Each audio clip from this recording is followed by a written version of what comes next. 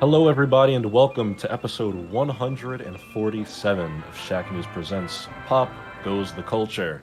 I'm Donovan Erskine, news editor here at Shacknews, and today I'm joined, as always, by Greg Burke, our illustrious head of video. Greg, how you doing over there in chilly California this fine November afternoon? I'm good. It's cold. What's the temperature, just out of morbid curiosity, Low over 50, there? And maybe high 40s, low 50s. Maybe. Do you okay, think? that's fair. We're actually pretty similar. It's 45 degrees here in good old Maryland. So yeah, Yeah, for the I, first I don't time, blame and you. like Austin was doing the weather report for the first time, and he's like, it's 50 degrees. I'm like, how is it warmer in Ohio than it is in California? It's because we have a big storm this weekend. That's why everything's cold and freezing and wet.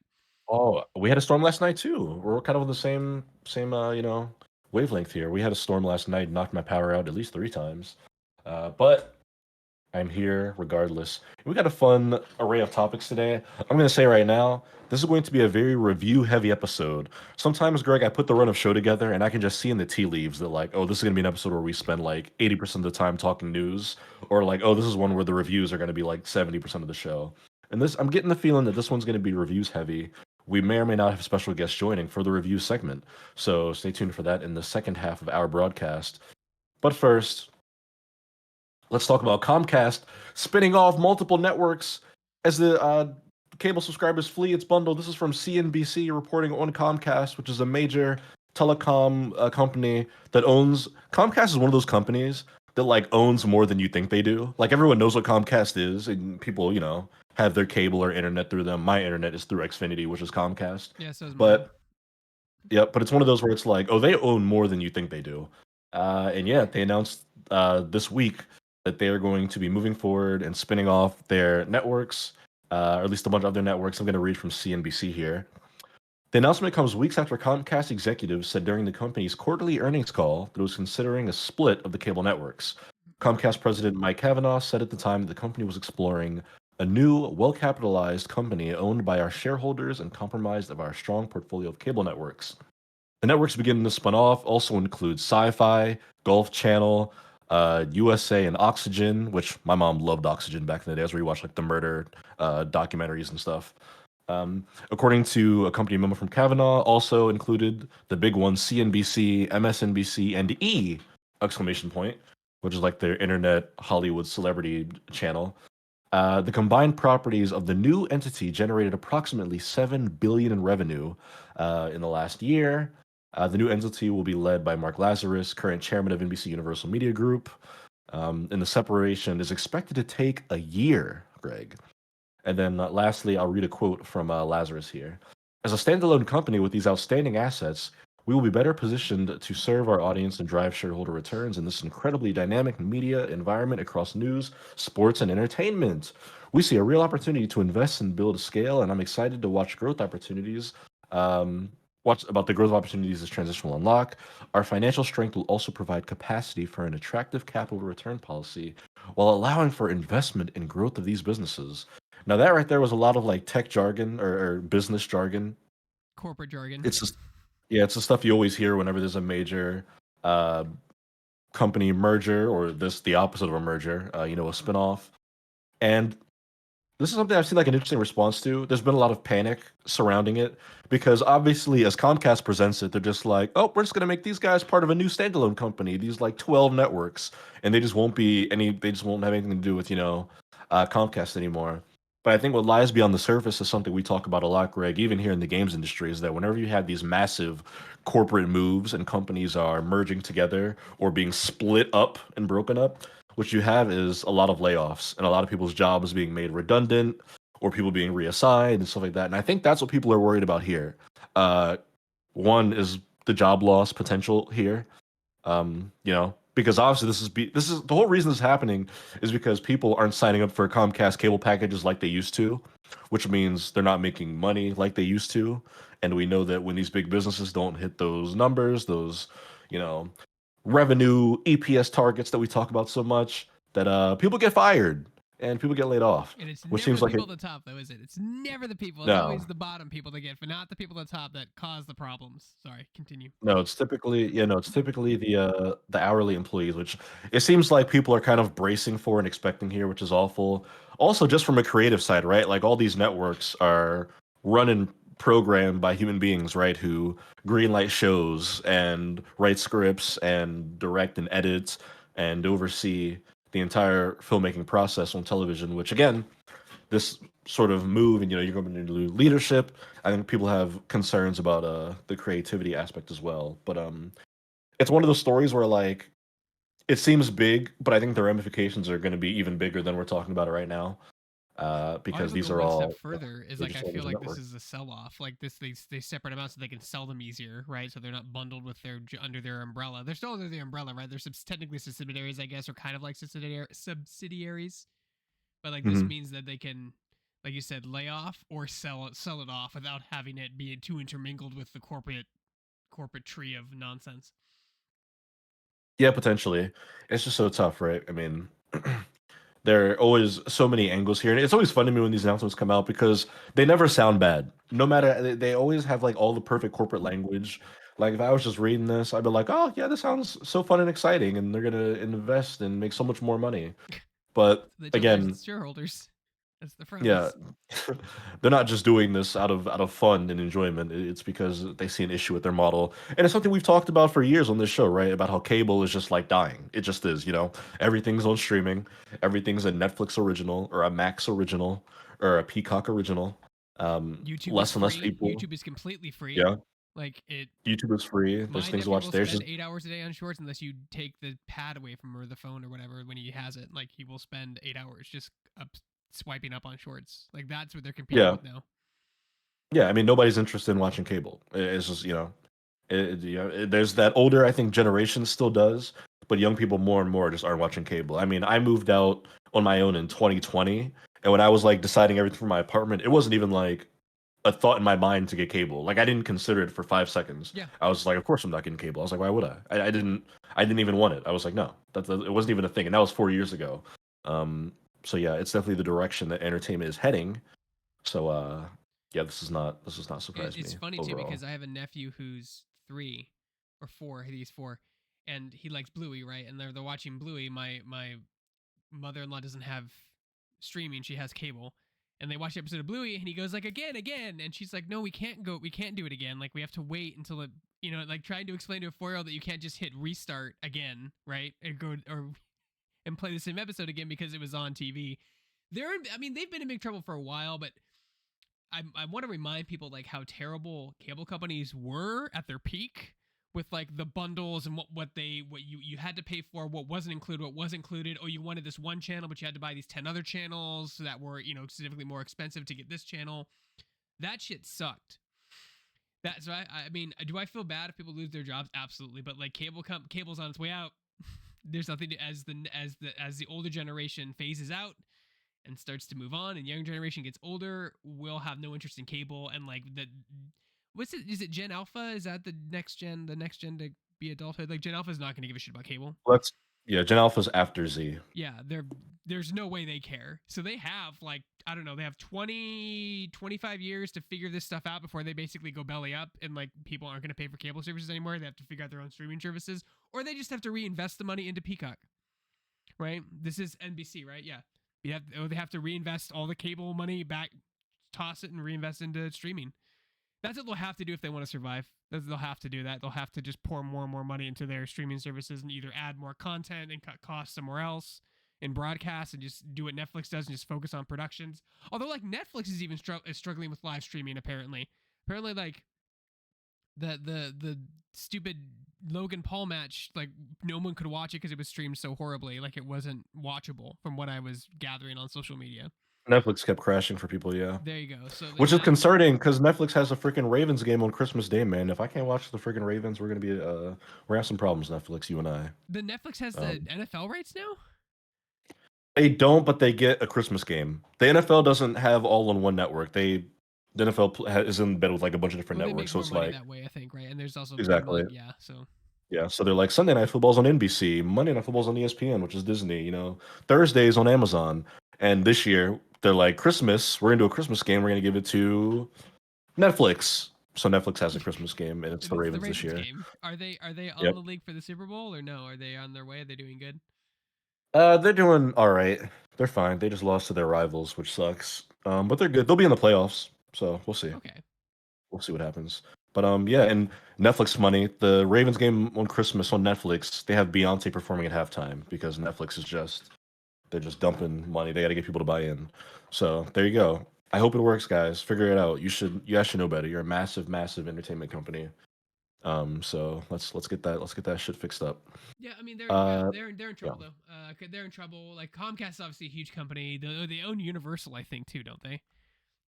Oh yeah. Like Universal Oh Studios. yeah. So like they have their little cans and everything. But like it's Asif has said this multiple times. Companies are getting too big, and they're owning too many things, and they're just it's like we're on our way from like three gigantic companies owning everything. It may not be like a shared either. Maybe all entertainment is owned by Disney. All this is owned by whatever. All food is owned by this company. Like we're getting to that point. It's just there's too big.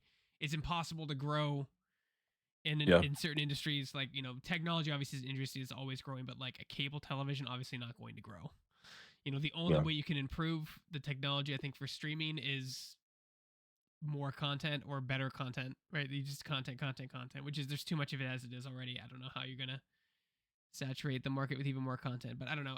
It just seems to me layoffs are gonna happen. They're gonna try to probably auction it off or shut down these departments because it makes it easier when they're not segmented as part of their main company, I guess. I know, like you said, this is like I had to read this article twice, and I was asking you questions because I was like NBC ABC merger. I'm like they didn't say subsidiaries. It's probably called something else, but similar. I was like, what the hell is this? I'm not a business degree Yeah. major. My brother would probably understand it, but yeah. Yeah, no, I understand. Trust me, when I was putting the Run show together, I thought of putting this last and like trying to call an Osip for it. But I read it and I was like, I think we could probably get through this. But yeah, it is very high up corporate business stuff, which is also why I said this is probably worse than we think it is because of the way they present these stories. But we'll learn about that in the future. Uh, did you have a point before I moved on to story Yeah, two? just if people remember Turner Broadcasting, how big that company was. I went to their booth, I think like 12 years ago, 14 years ago, when I first started doing this. They had a huge booth. It's where I interviewed Shaquille O'Neal. And Hmm.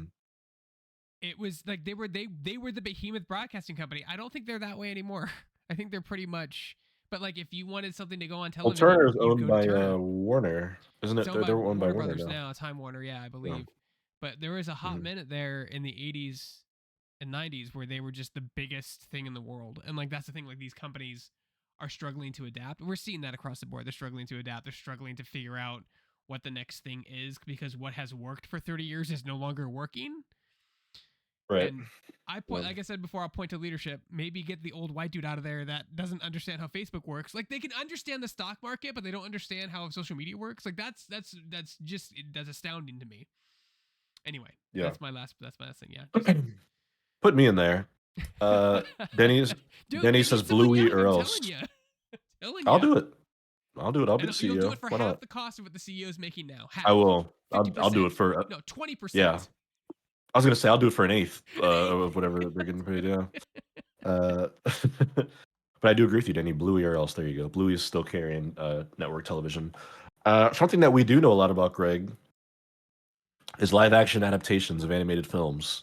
And the latest one is coming from DreamWorks. DreamWorks has been watching Disney do this for the last 15 years and was like, hey, we also own beloved animated IP that we could probably just double dip and make a second time. Hey, we're out of ideas too. Um, Can we do this? That's basically how the yeah, meeting went. which is what what brings us to the live action trailer for How to Train Your Dragon. Greg, fire it up. Fire that bad boy up. Um, yes, this is coming hot off the presses, folks. This is a live action trailer for the DreamWorks How to Train Your Dragon movies, and it looks essentially like a one-to-one recreation of the animated film. That island that Dad, he's on in the beginning looks like I the island can't from the end kill of Force dragons. Awakens.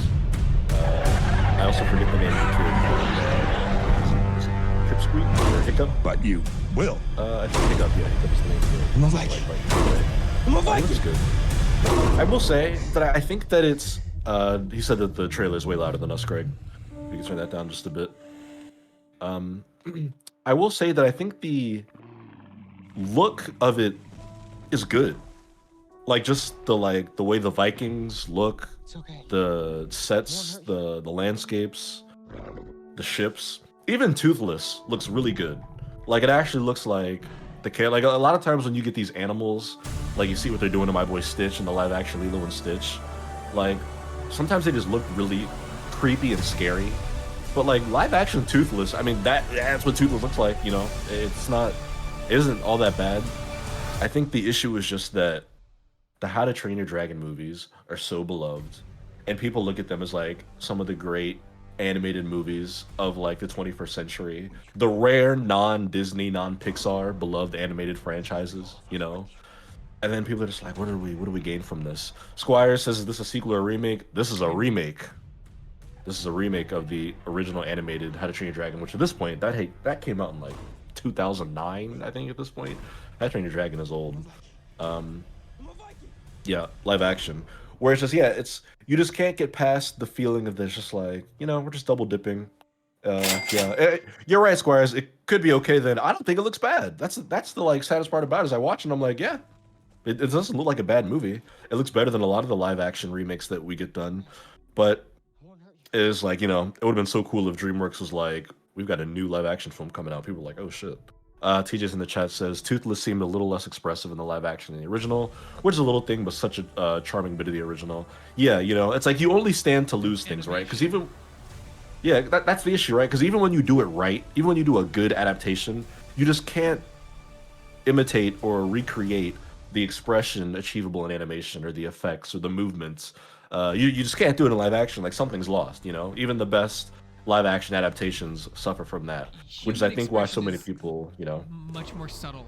Like if you can get more mileage out of it if it's more like with human expression than animation expression. Animation has to be over the top. You can do more things with it, so you're very expressive.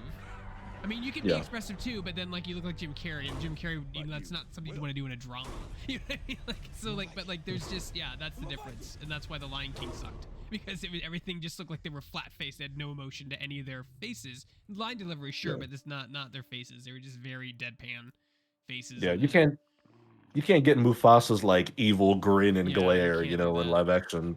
You can't have a realistic looking lion cheese and show all of its teeth. Yep. Teja says it's a huge deal for characters that don't talk. Emoting heavily makes all the difference. Yeah. Yep, exactly. And then he says, I'm just trying to figure out if the fans of the OG will care or have they aged out of this. I would like to ask some, because I was never a big How to Train Your Dragon person. I remember when it came out, I was young, but it wasn't like my franchise. I think I was just kind of a latecomer to it, so I don't have much of a dog, or I don't have much of a horse in this race, but I would like to find someone who was like a diehard How to Train Your Dragon kid and see what they think of this. Just pretend it's what's a childhood thing? Because I was gonna say Scream, but that's too old. Like just pretend it's. Well, they've already done that. I mean, Lilo and Stitch is one they're doing next year, which that's like one of my favorite animated movies ever. They're doing a live action Lilo and Stitch in 2025, which there's no trailer for it yet, but they showed live action Stitch running around, so we've seen what that looks like. I think it comes down, like I love saying this on the stream, but I'll say it as many times as possible. Like there's a my friend coined this phrase for movies like this. They're disposable movies. So like they're remakes that either are if they're one for one, everyone's mad that they didn't change anything. If they change too much, they're mad not too much later. So like it's a dangerous territory to enter with anyway. But it comes out, makes $200 million, goes to the trash, and we go on to the next live action remake and rinse and repeat until people stop seeing these movies. That's gonna keep happening. Like you know the Little Mermaid was, when it came out, was such a, like when it was announced, it was so much bullshit controversy, right? And it made a shit ton of money, but then it goes in the garbage, and then it moves on. And now we're into the next one. Like it's not gonna be that movie that you watch 30 years from now that changes everything, right? And like not every movie is, but like it's definitely not gonna be a remake of an animated movie that revolutionized animation or whatever. You know what I mean? Like it's definitely not gonna be that. Well, I mean, kids might. Oh, no, yeah, I mean, you they're disposable. Kids, oh, that was great. Throw in trash. Next movie. Well, no, I'm saying kids might watch the Little Mermaid remake in 30 years and be like, I remember seeing this when I was 10 years old. I mean, you won't, because you're an adult in your late 30s. But I mean, a child might. Only time will tell, right? That's the hard thing, right? That's the hard thing.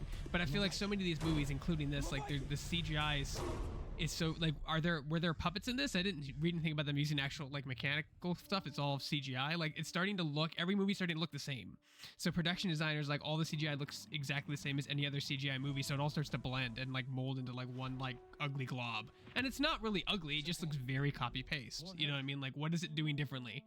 Oh, if it did it too differently, everyone hates it, right? So I don't know. I think why bother? I mean, and I say that in a way because also like when a studio like Universal does something original and it completely tanks because it doesn't have a fan base. You know what I mean? So I see why they do this. Like I get it. It's money. Like I mean, it's a guaranteed return on a certain percentage of people who love the original to go see it. So it's less of a risk to do this. You know, yeah, there'll be controversy. Like the Little Mermaid remake, there will be controversy up the wazoo for like stupid reasons, but like it'll still make a shit ton of money. So it's a safe bet. You know what I mean? It's a definite safe bet. It's like betting. I don't do sports betting, but if Ravens were gonna win the game 90-1, you would bet on the Ravens, right? It's just a sure thing.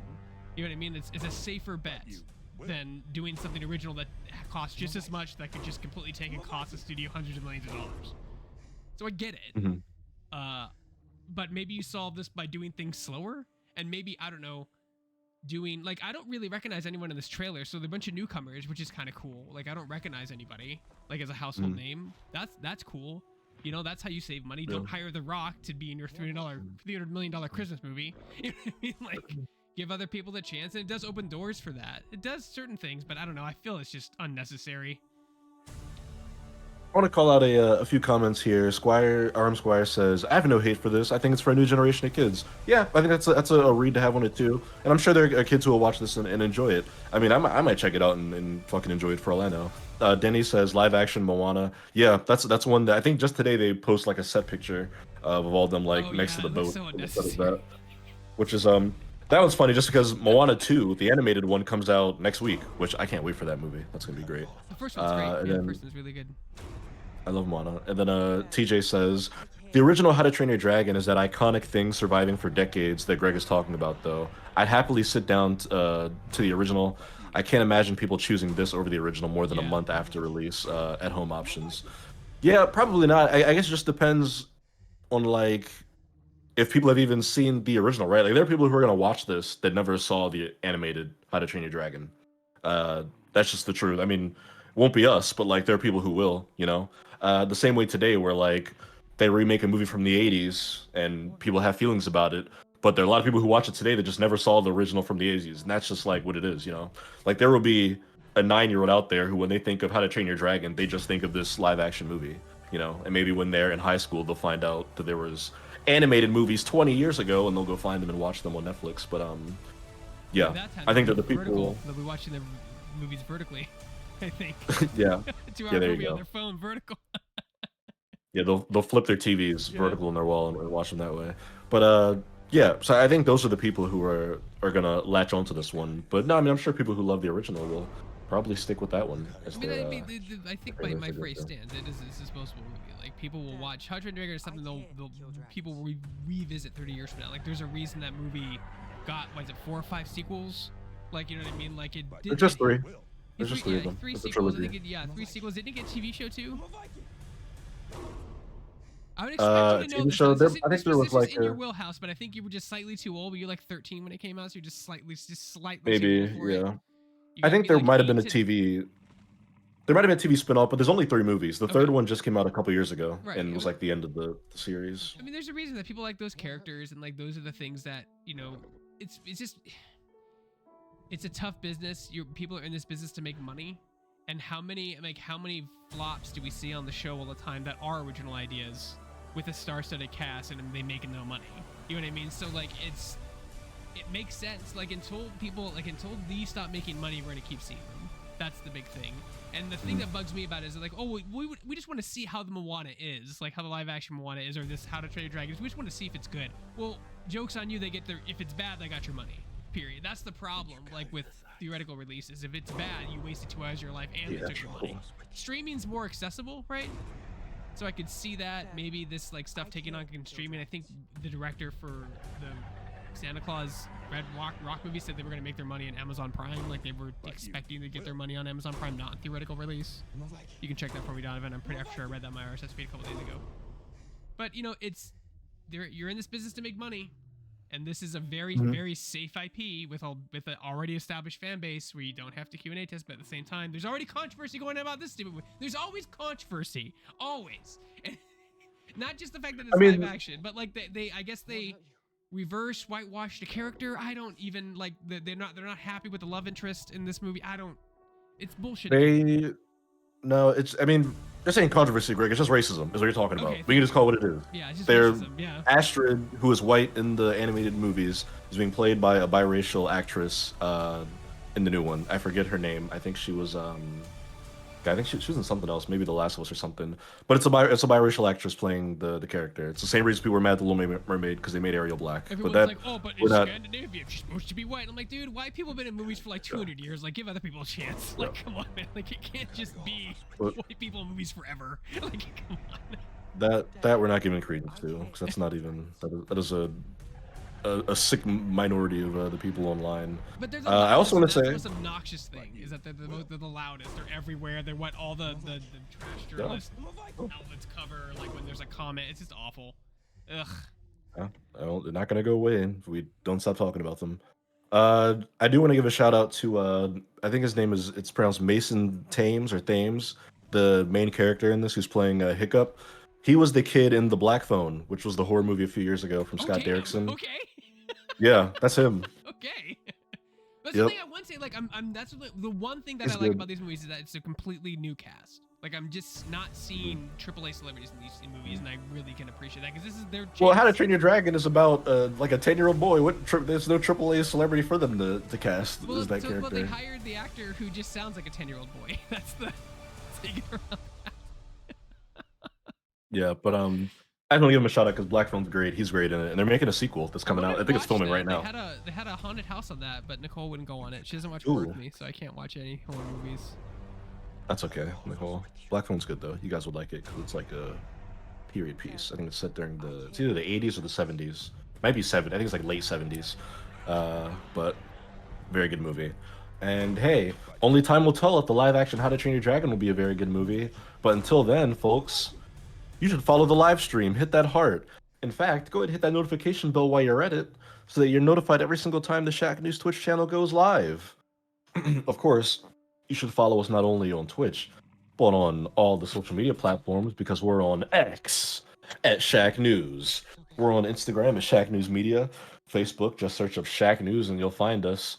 And Greg Burke mans our 3 YouTube channels, not 1, not 2, but 3 YouTube channels.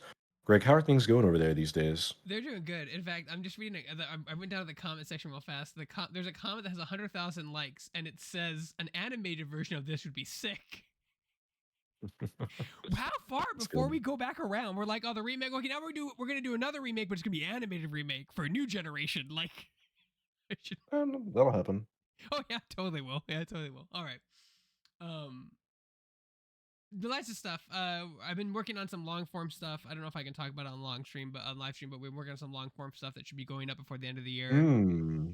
Of course, we have our awards to give out at the end of the year too, which is kind of cool because we're already working on that behind the scenes. Yeah, there's a lot of that goes into it at the end of the year, and of course, interviews, gameplay. Not so much reviews anymore. We're changing the format of reviews a little bit next year, so.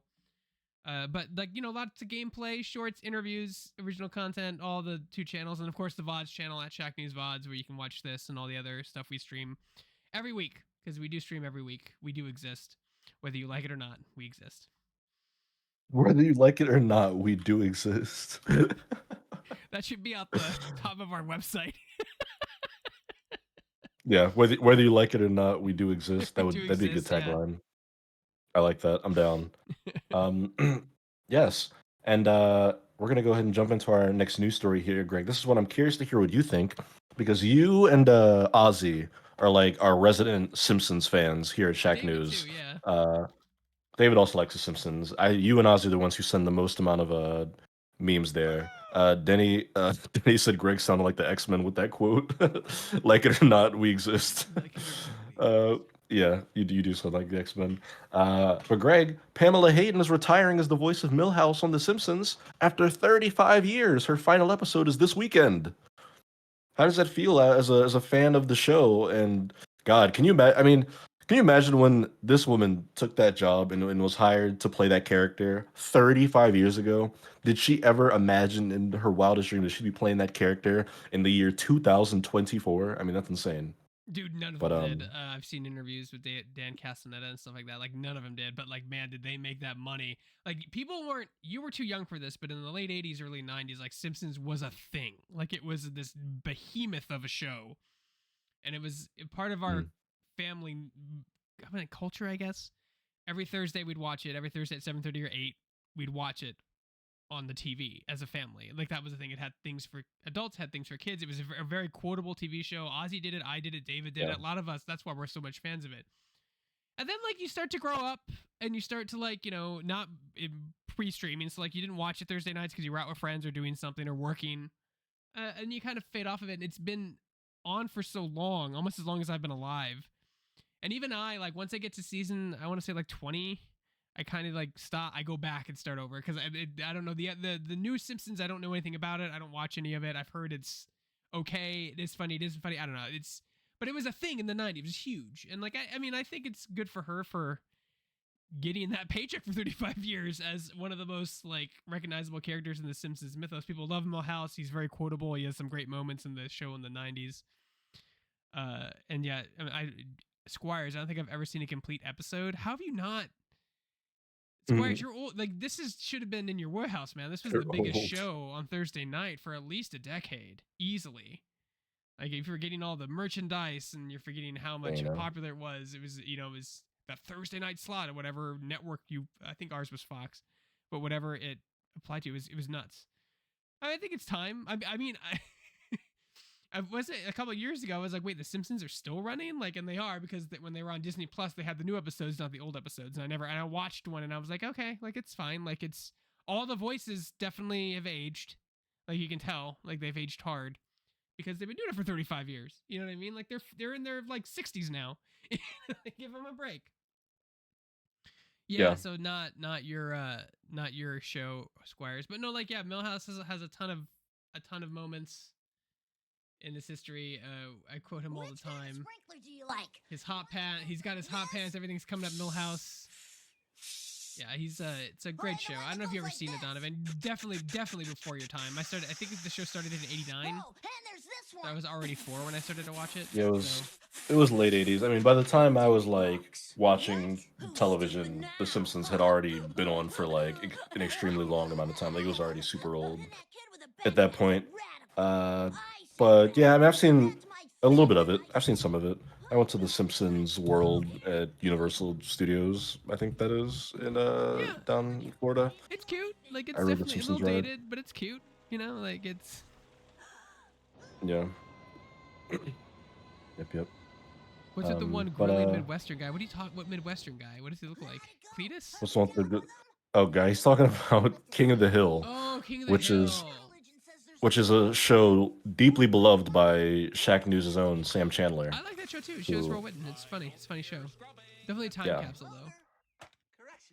no, It's that is basically a that's one of sitcom. the It's animated sitcom. Like like it's not like they don't really go crazy in that show like they do in The Simpsons. Like it's definitely more down to earth and like more about like problems actual people have with people. Maybe it's a little animated. It's by the same guy that created Beavis and Butthead, isn't it? Like, or one of the same guys. Judd, I think I want to say Judd Apatow maybe had a hand in it. an Apatow for wait, which show are we talking about? King of the Hill. Somebody, Oh, King of the Hill. yeah, Oh, King I of the don't Hill and know. Beavis and Butthead have like a connection of some Mike kind. Judge. Mike Judge. Mike Judge. Thank you. That Yeah. was them. Yeah. Also did Office Space. Thank you, Denny. Yep. Yeah, those those two shows have like some bits in common, which is interesting. I haven't watched King of the Hill in a hot minute. I should probably watch it again. It has some funny. It's probably funnier as an adult now than it was when I was a kid. Mhm. Yeah, yeah. Look, Simpsons is fun. Never seen. Have you I seen think the I, full episode? I've seen a few episodes of Simpsons. Yeah, not a lot. I mean, I think what I love the most about The Simpsons was the Simpsons hit and run video game in like the mid 2000s. Oh That's yeah, my it's a great attachment game. to that Yeah. franchise. I love that. I love that series quite a bit. but or not series, but that specific game quite a bit as a youngin. Um, but yeah, there you go. And you know what? Shout out to Pamela Hayden on retiring as that character. I'm sure she feels very relieved to to be stepping away after all those years. That's a lot of work. I mean, that is hundreds and hundreds and hundreds of hours of talking into a microphone playing that character. So there you go. And I'm curious to see who they get to fill it. Uh, but we're going to jump into our final news story of the day here, Greg. This is one's more of just a bit of a hodgepodge. Danny actually sent this one over earlier today. Vanity Fair put up it's like a looking forward to 2025 movies, Greg. We're always talking about what's coming up next, and it's essentially just like first looks, like just stills from a bunch of upcoming movies, like first images.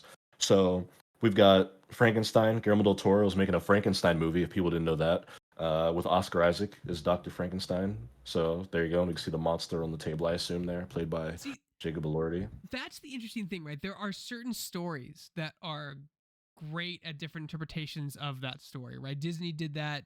Frankenstein's an IP that does that. There's different renditions of that character from the novel, right? That inspires people to just different versions of it that work.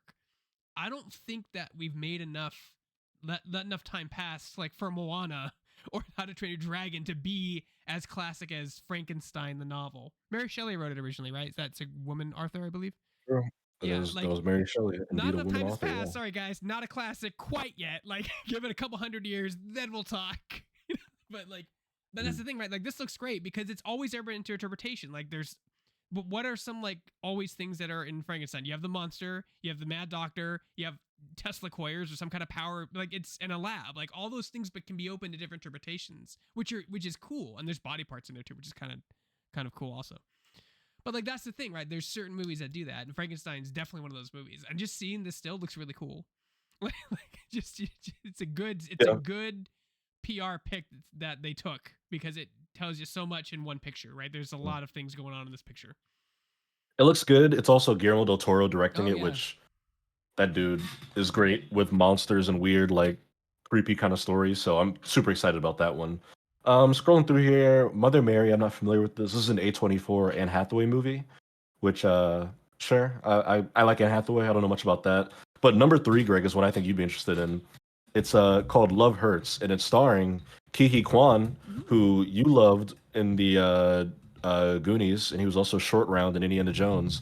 But he recently had a big comeback last year in Everything Everywhere All at Once, or 2 years ago in Everything Everywhere All at Once. He won like Best Supporting Actor for it. He choreographed all the fighting in that movie. He was one of the choreographers for it. So now he's kind of back in demand, and this is his first. I think this is his first ever movie leading as the lead actor. It's like an action romance film, and it's coming out next year, which I'm looking forward to that. That'll be fun. Good for that dude. He seems just like an awesome human being. I loved his acceptance speech when he won all his awards. Gets his time, right, man? That's the thing. Like he's come out publicly. He's been on a few things. Like I love the '80s. He's been on like certain things, but like I think he's been pretty open about like there wasn't a lot of roles for Asian Americans that he could fill that weren't like stereotypical. Like I think he mentions that in a few interviews. So like for when he was trying to find work after Goonies and after that thing, and Harrison Ford has come out too and said like what was I supposed to do to help him? Like I mean, it's weird, right? His whole career is interesting, and he's absolutely right. Like, there's more opportunities for Caucasian actors in Hollywood than there are for minority actors, period. But I'm glad to see he is getting a resurgence and getting his chance now, which like, I mean, like, those movies happened 35 years ago. And he's just starting, you know what I mean? Like, just Pedro Pascal's another example. Like, you're in this industry for so long, and then 1 or 2 movies can change everything. And sometimes a movie you think can change everything doesn't. So yeah, an inspiring story. I hope he writes a book or do they do like a biography on him because I'm sure he has a lot to say and he has had that super interesting life in this industry. Sorry, continue. Yep. So I'm looking forward to seeing him in that movie. The next one we have coming up here is Megan 2.0, baby. Mathregan. Her sequel's coming, everybody. We've been waiting. That was like the beginning of 2023 that Megan came out, so that one's right around the corner. That'll be a fun one for the horror community. Universal Pictures, man, they have such a like grip on the horror genre. It feels all the biggest horror movies are coming out of that studio. They give them like $20 million, and the movie makes $300 million. So like that's what they know how to do it. They're like, oh my god, this is how we're supposed to do business. It's a testament to good producing that they Yeah. just keep churning out those movies. Sans a couple of misses because they did the new Exorcist movie, which was a massive disaster, and Halloween Ends I did not enjoy. But we got Mickey 17 here, which is Bong Joon-ho and Robert Pattinson. Obviously, Bong Joon-ho directed not only the Snowpiercer film, but he made Parasite, which is still one of the best movies of this modern era. This is I his have to first movie watch since it. I have Parasite. not watched it yet. You need to, man. Do it before they make the American remake, because that's going to happen eventually. But yeah, Mickey 17, looking forward to. It's like a weird sci-fi kind of story. Where Robert Pattinson's got like a bunch of clones of himself or some shit like that. Him, which again, Universal Pictures. Greg, this is described as a psychological football horror movie. So I'm just excited about this. Jordan Peele's producing it, but yeah, they say it's a sports movie translated through a classic spaghetti western lens. Follows a young player taken under the wing of a legendary quarterback played by Marlon Wayans. I mean, Oh this wow. Okay.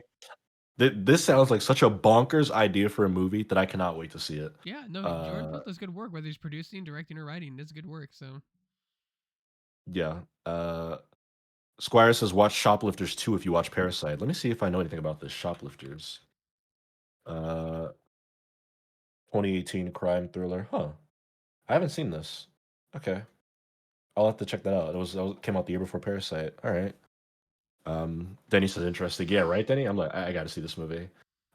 Keep going here. You see a movie Donovan's looking forward to, everybody. Jurassic World Rebirth. Woo! Scarlett Johansson, baby. And Mahershala Ali. Let's go. With Gareth Edwards behind the lens.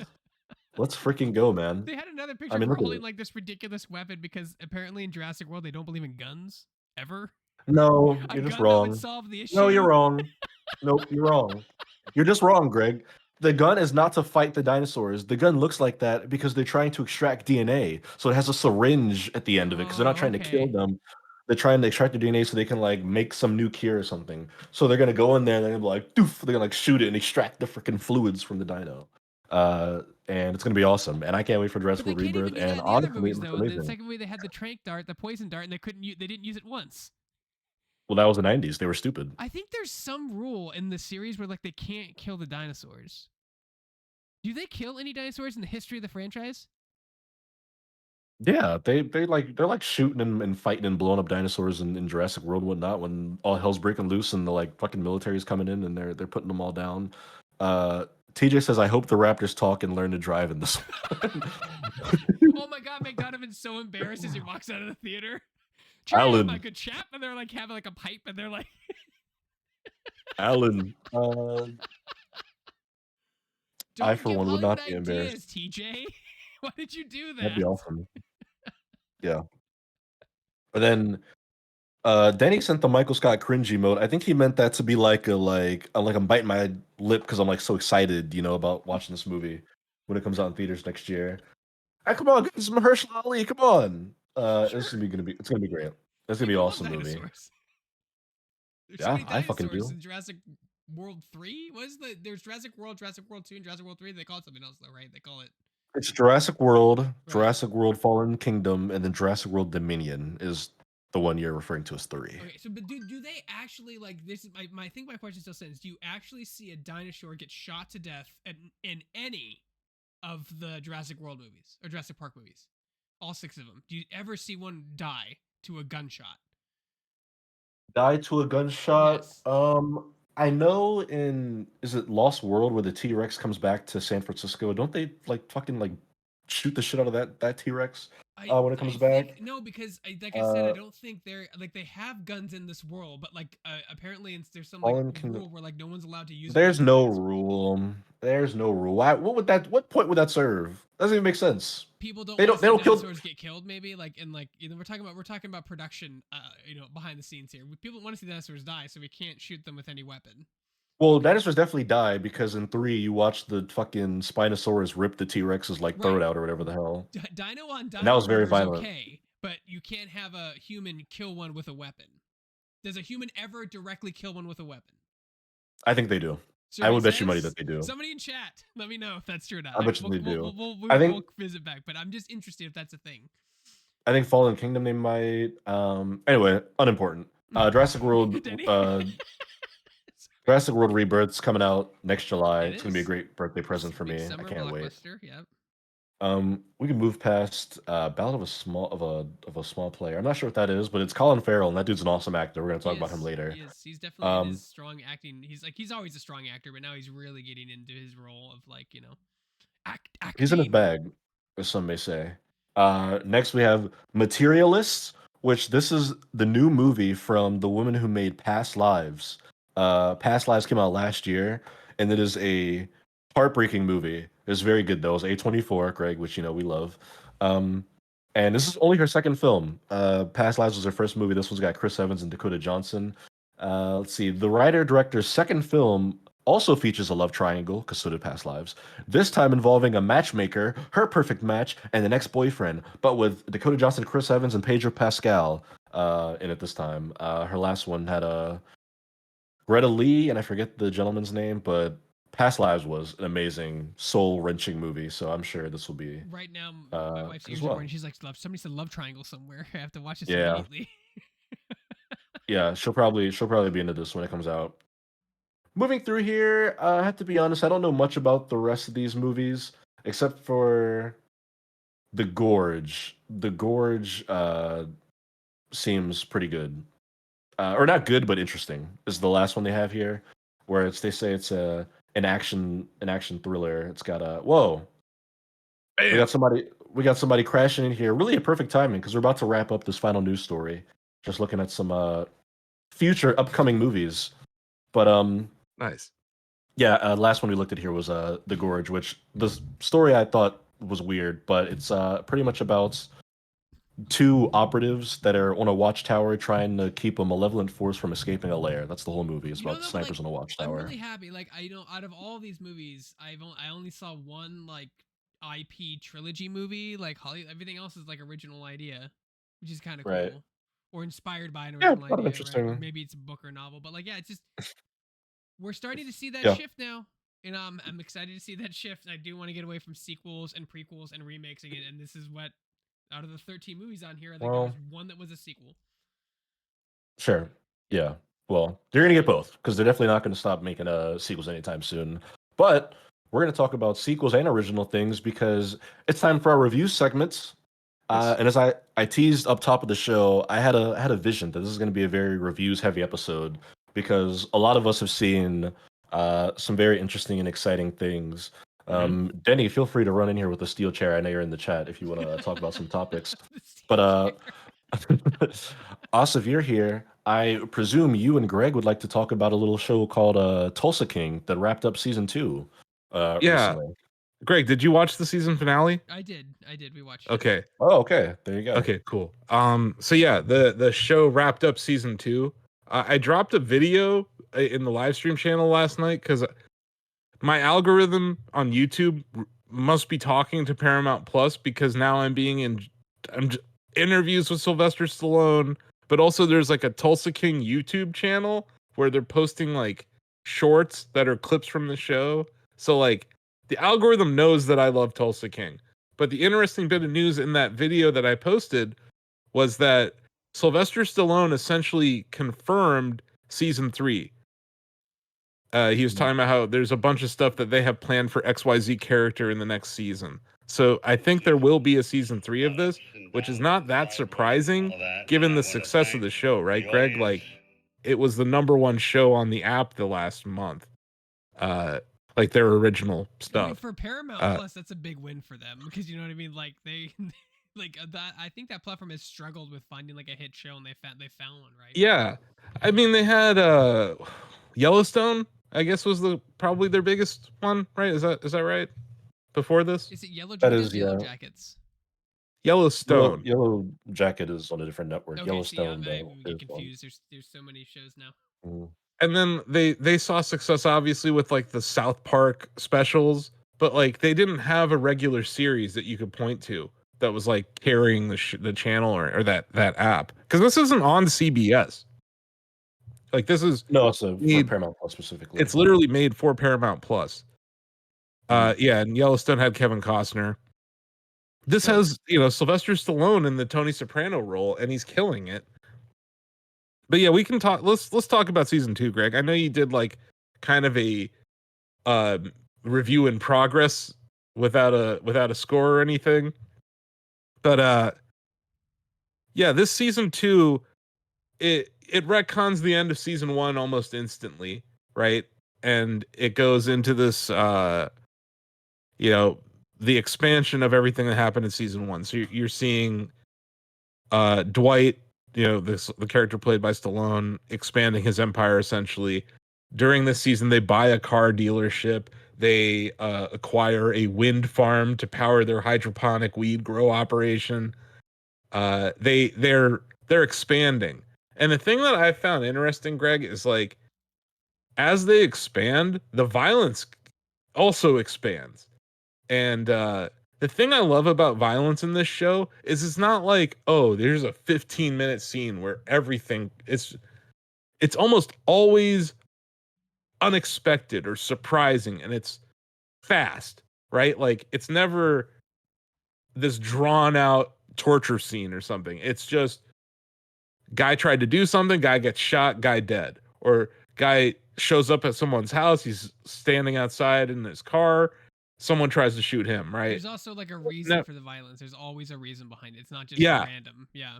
Yeah, there's a cause and effect to every act of violence Yeah. in this show, and there's like a procedure. And during this season, one of the characters is wronged, and he acts outside of the normal way that they behave in their family, right? It's a family, right? It's like a bunch of outcasts that have come together in this family that Stallone is now the head of. But yeah, it's interesting because that scene, I don't want to spoil who it was, but the scene where this guy wants revenge for his family being attacked, and they go through like, here's the procedure that you need to do, and then he goes and he ignores all those instructions and basically starts a mob war in the back half of this season.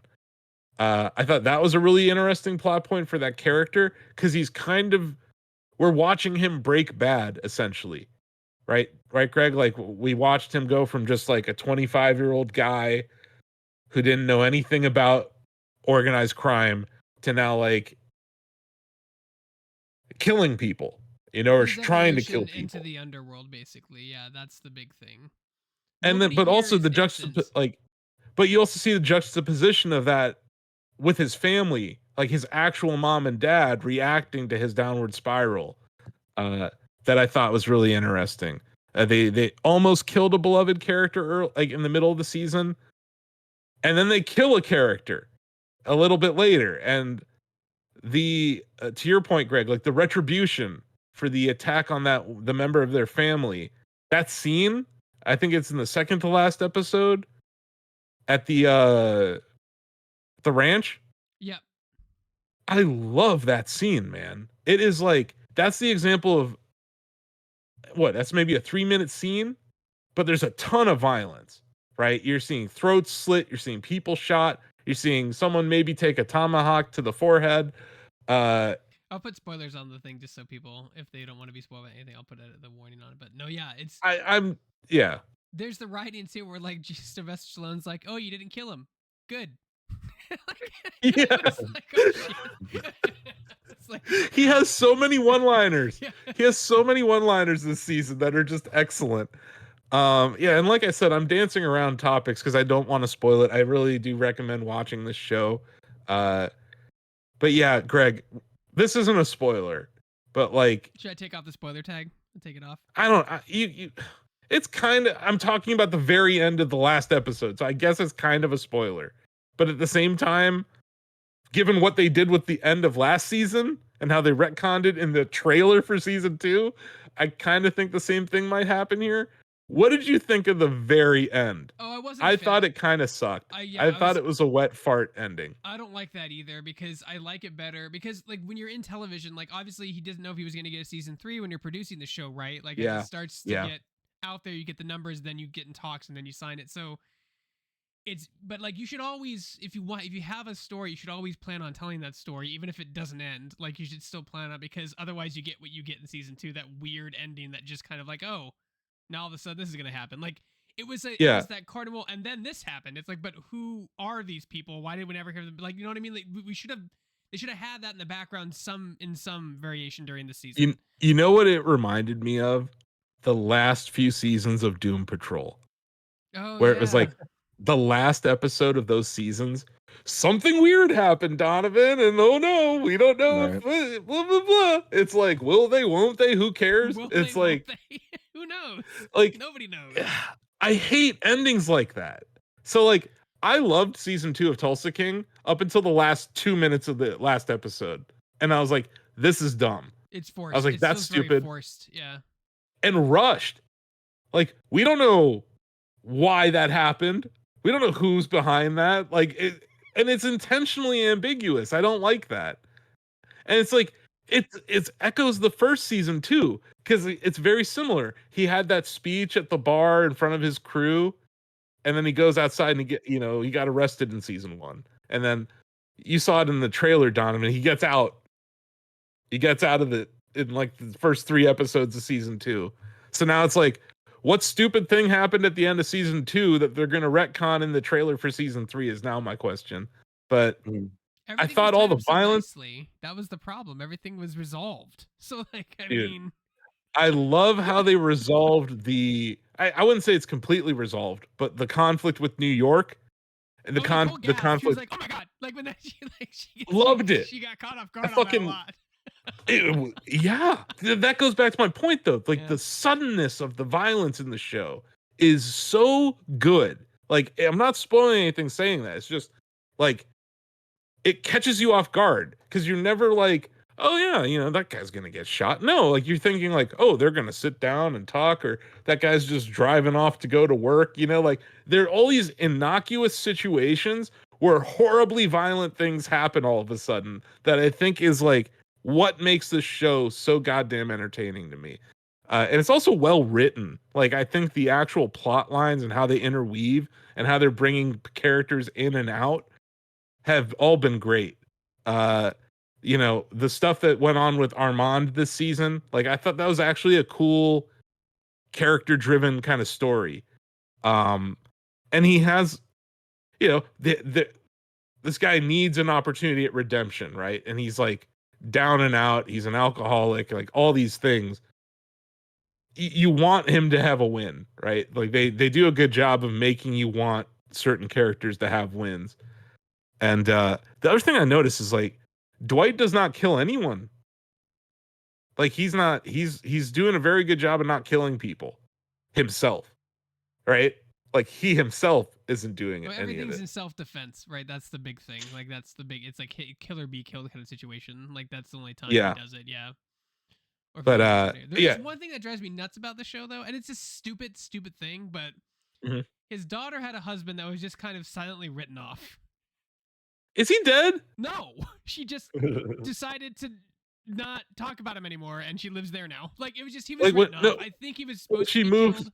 Yeah, she she moved moved with her to 2 Oklahoma. kids. Yeah, with her 2 kids, she moves to Oklahoma, but without her husband, It who would've was been- mugged in season 1, like Yep, and beaten that's it. severely. That's it. And Nicole was like, he was a pussy. I was like, he was jumped. Like, how the hell? Like, this isn't karate. Why when would you she say say jump. that? It was like he was jumped in an alleyway. He had no idea what the hell was going on. Like, It was not a. Why would she call him that? He because didn't like, do that's anything why wrong. She left him. I'm like, did she leave him? I'm like, she never said she's getting divorced. They just kind of stopped talking about him as if he doesn't exist anymore. They should have either had You him better killed watch your damn back, Greg. or had her be a You better watch- divorcee. I don't know why. Like, cause she had 2 kids with the guy. That just bugs me. That really bugs me. I'm like, he doesn't exist anymore. The 2 kids are just there. She doesn't have, No, they don't that have is- a father anymore. It's just weird.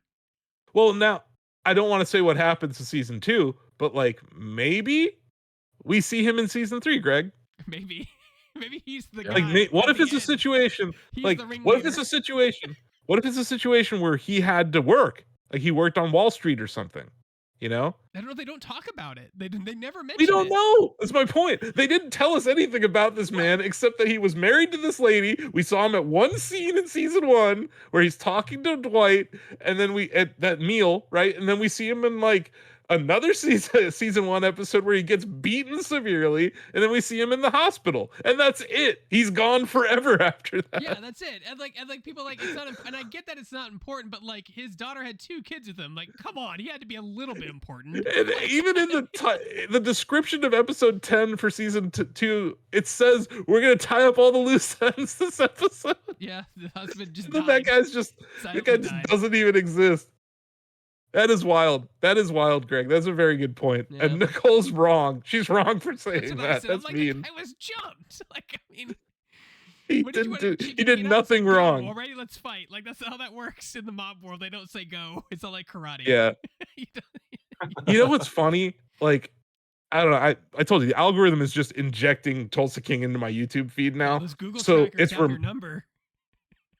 it's reminding me, like, so your point about the son-in-law sound. The thing that's starting to bother me is, like, when did Tulsa, Oklahoma become some sort of cosmopolitan hub of gang violence? Yeah, Because right? last season it was Irish gangs. The Irish gangs in Tulsa. And then this season it's the Chinese gangs. Cuz Chinese gangs in Tulsa? Was it All and those do Irish and Chinese immigrants. I do All of them, they all plop down in Tulsa, Donovan. You know, Yeah. because it's clearly a huge port, so the shipping containers are not like. What are we talking? How? Yeah, it's random. But like the one that does make sense, like the group that does make sense, is having the Native Americans be a part of this show and seeing how they're involved in organized crime. That seems plausible and actually cool. And I Yeah. think they've been pretty respectful of Native Americans and how they're portrayed on the show, with actually having like real Native American actors and stuff. So I think they've done a very good job on that front. But it's like just the premise, like when they sit him down in that first episode, Greg, and they're like Tulsa. That premise still just doesn't like. No, Yeah. and what is his I'm trying to find just the character's name and the driver's name. I can't remember his name. Tyson? Yeah, Tyson. In the opening pilot, he's like, "Who runs things around here? Nobody runs things except the Irish gangs and this other mob and the Chinese mob." Like, whoops. And this random rich white guy who has oil money. It's just kind of there, yeah. It's like, it makes me wonder, like, what gangs are running Canton? Is there an Irish gang here? Probably, Maybe. possibly. Are the Chinese here? Who's the head of the geese? That's what I want to know. Who's the head family? Of the Who's running the hood geese? Yeah. Watch that Yeah. be the Chinese. But you know what? It's conflict, and like I could see, it's very mob underworld mentality when someone starts making money to like try to move in on that and get a piece of whatever he's doing. So I totally get that. Like that works for me. But yeah, you're right. Like, why do they give a shit about Tulsa all of a sudden? Like, who cares? Yeah. You're literally one of the mafia families of Manhattan. Yeah, who cares? And you're more worried about this one guy that you sent to Tulsa than you, and like just the fall of that family, right? That's kind of a theme of this season too. Like when they go to that meeting and all they have is fake Ozempic for the bargaining table. It's like Dwight's like, "Look, I can do this for you. I can do this for you. I can do this for you. We have all this weed. We can sell you the weed for this price." And the guy from KC is like, "Here's what we can do. We can help you distribute this." And then the New York representative is like, "We have fake Ozempic." Yeah. It's like, you're like, what? But that dynamic, like seeing the fall of that family in New York, like juxtaposed against Dwight's rise, is pretty cool. I don't think this is a spoiler, but at the end, you could say it is or whatever, but like where he talks about how they're gonna be legit going forward, I thought that was interesting. Like, he's like, you don't have to look over your back anymore, right? Because most of the businesses that they're in, like marijuana is legal in Oklahoma, and they have like legal grow permits and stuff. They have legal and they have like gambling permits. They have a casino in their bar, and their casino, they have a silent partner who's Native American, and the bar is built on Native American land, so their casino is legal, right? All of their business, like their wind farm, is legal. So it's like, everyone wants to call him a gangster and a mobster or whatever, but like most of his businesses are legit. Outside of the random killings of people who are trying to kill him, he's trying to go legit. I think is like, it's not really a theme of the season. It's kind of a theme of the show, but it's not ever explicitly said until this most recent episode. So I thought that was interesting. Well, like his Um, weed guy, it's his white collar crime. So I mean, he does steal. He steals stuff, and that could have been funding. It's the money they steal money to fund their legitimate business. That's the thing. Oh, I'm not saying Yeah. that they started legit. I'm Yeah. saying that he considers them legit now. I thought that was an interesting development. But yeah, like I don't know if I had. Like, I'm gonna score this. I'll score this season. Okay. I think it's an 8 out of 10. It's pretty good. It's That's pretty good, solid.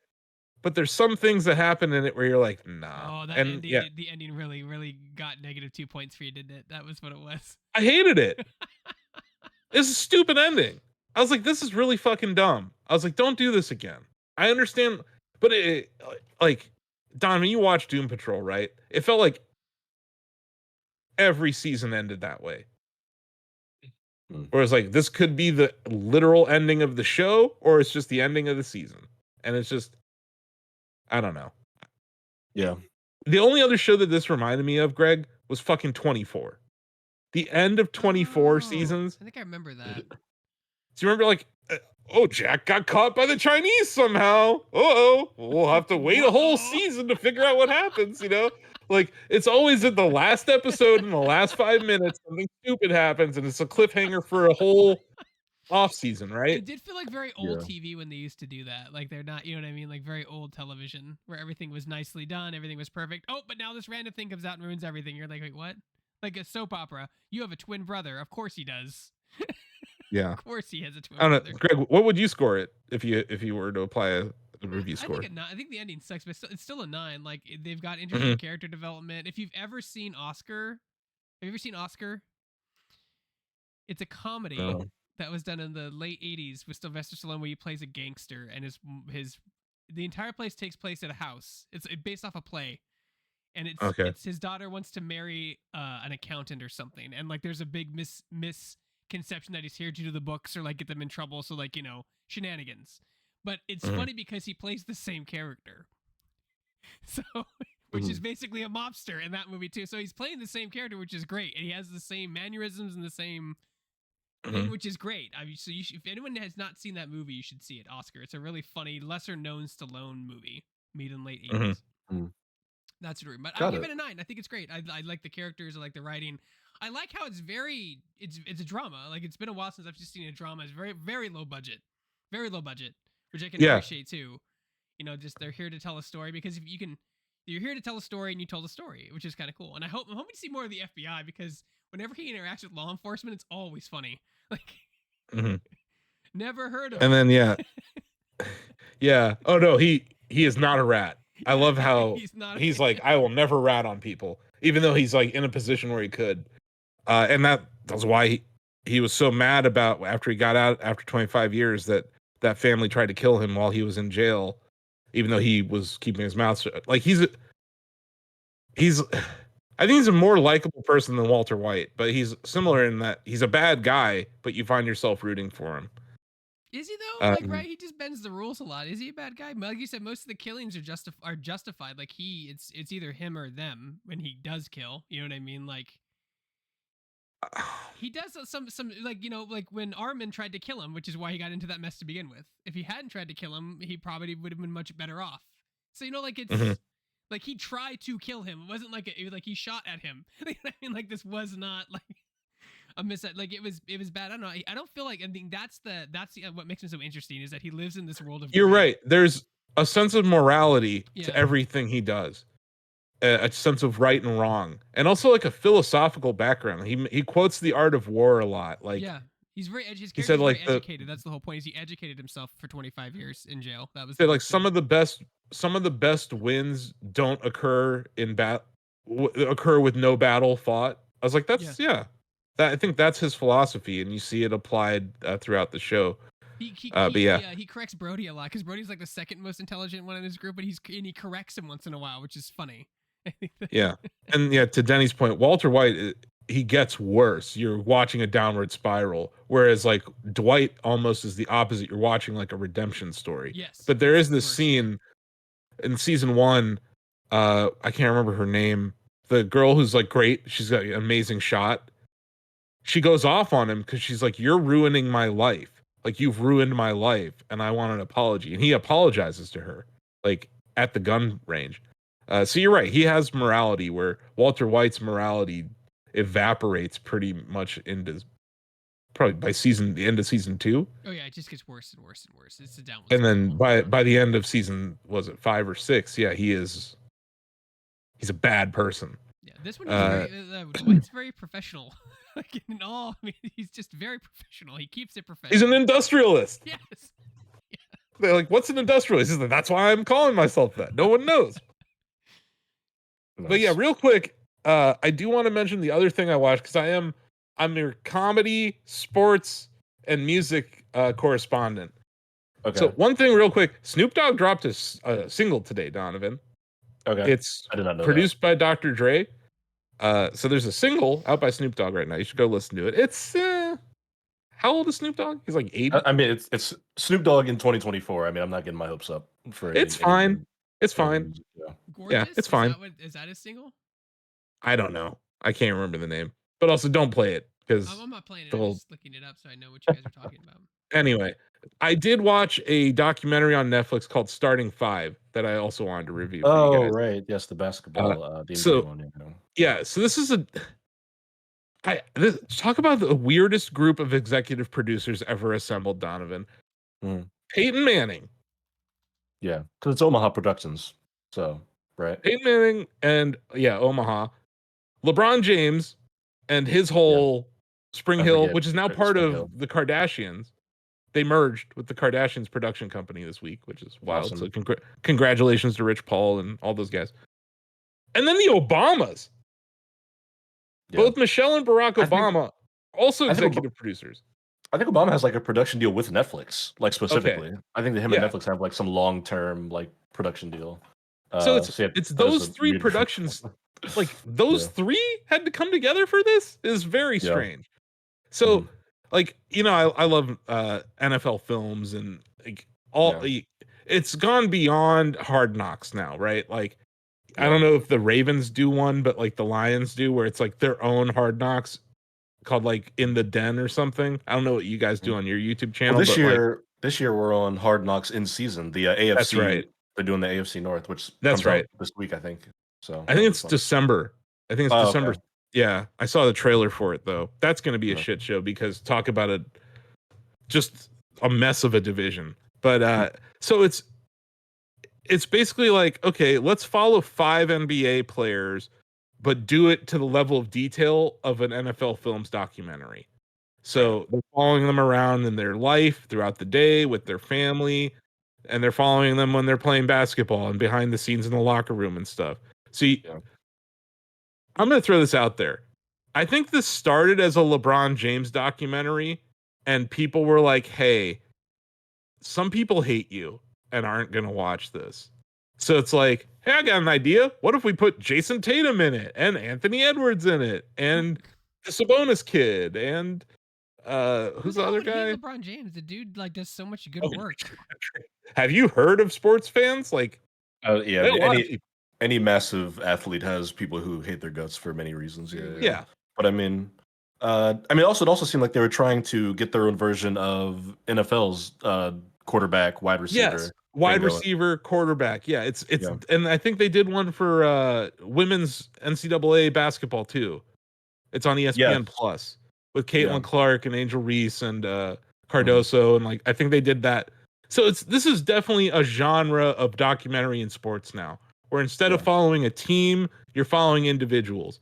So I think it was Jimmy Butler, right? So you got Jimmy Butler who's entertaining. Anthony Edwards is hilarious, dude.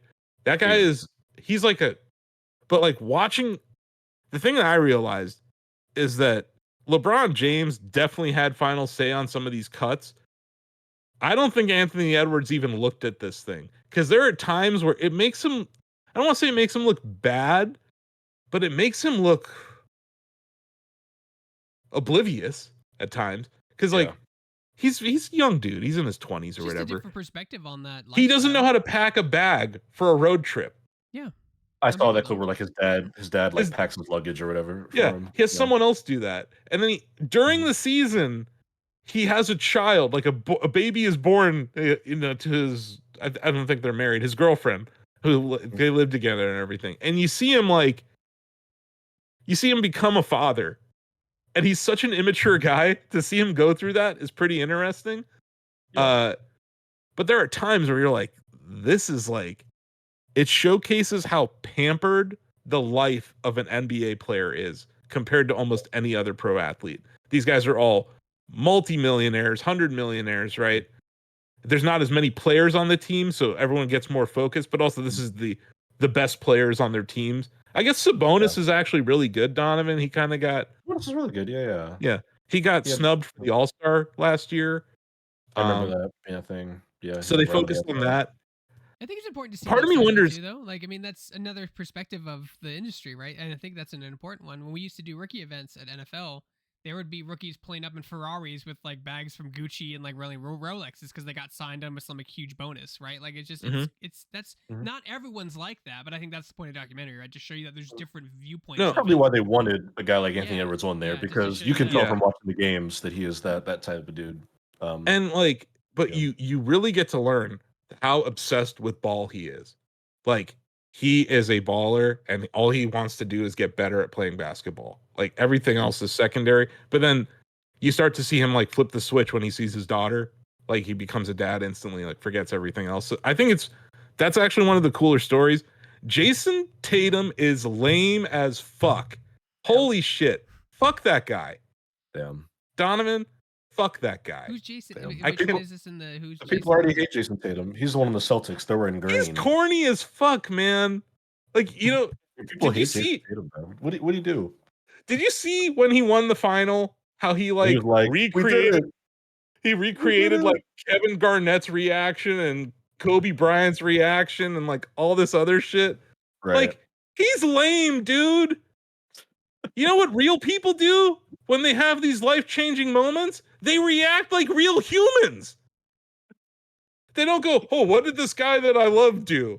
No, like real humans do their own real reaction. And like, I think the real reaction was him throwing his son up in the air with the confetti falling. That was cool. You could have left it at that, dude. Did not have to go recreate Kobe's picture, dude, because that's lame. That's lame as fuck.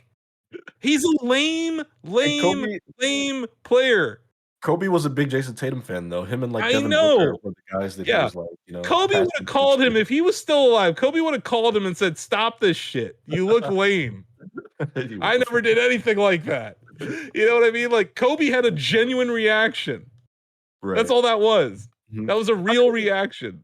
Here's my thing. Yes, I think Jason Tatum is a bit corny, but my thing is, as far as like professional athletes and their drama, I feel like being corny is like the least harmless thing you can be, right? Sure, like, sure. So many of these dudes like drive 200 miles per hour in suburban neighborhoods, or like gun violence, houses, or like drugs and guns. If he's like corny and just weird, it's like, whatever. Look, I can hardworking. He's a hardworking player. He won the NBA Finals. Fine.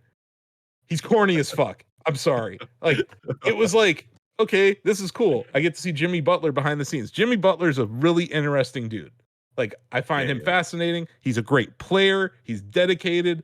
The storyline for him is that his father passed away during the season, so they go into that. Like, they do a good job of humanizing these people. Yeah. But like, when they try to go in depth with Jason Tatum, you're just like, my God, this guy's lame. He's just lame. I'm sorry. And like, I really wonder, when they make shows like this, do you think they follow around other people whose stories aren't compelling and they just kind of cut them out? No, there's too much work that goes into it. They pick 5 immediately and they just go for it. But those 5 are hand selected for a reason. They're not, because they announced the 5 for next season already.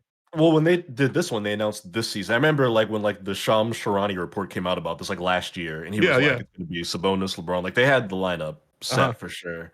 I mean, of course, they definitely edit for like storylines and entertainment value, I'm sure. But no, they. So I want to get. I wanted to get to the other people because I really think it's filler to keep you from overdosing on LeBron. Because like, it's like, okay, you get Ant for 5 minutes, Now you get LeBron for 10 minutes. Now you get Jason Tatum for 5 minutes. Now you get LeBron for 10 minutes. Now you get Jimmy Butler for 5 minutes. Then back to, it was never like going from 1 to 1 to 1. It was always back to Bron because that's the most interesting story. So they talk about they were there when Bronny had his heart event, cardiac arrest at USC. So they talk about his near-death experience. They show a lot of behind the scenes of LeBron as a father. And that's like a huge deal to him. His father wasn't really around when he was growing up, and he was raised by Akron, like his aunts and uncles and coaches and his mom, obviously. But like him being a father is a huge part of his identity. And they spend a lot of time talking about that and talking to his kids and letting his kids talk about things like playoff mode LeBron. And they talk about his feet because, man, I mentioned this in the live stream channel because I watched the first episode of Penguin, and this will be a good segue to the next topic anyway. Who has worse feet, LeBron James or the Penguin? I don't know what either of those dudes' feet look like. I don't want to. I didn't want to either, but man, know. Netflix gave me like, bam, here's a shot of LeBron's janky feet.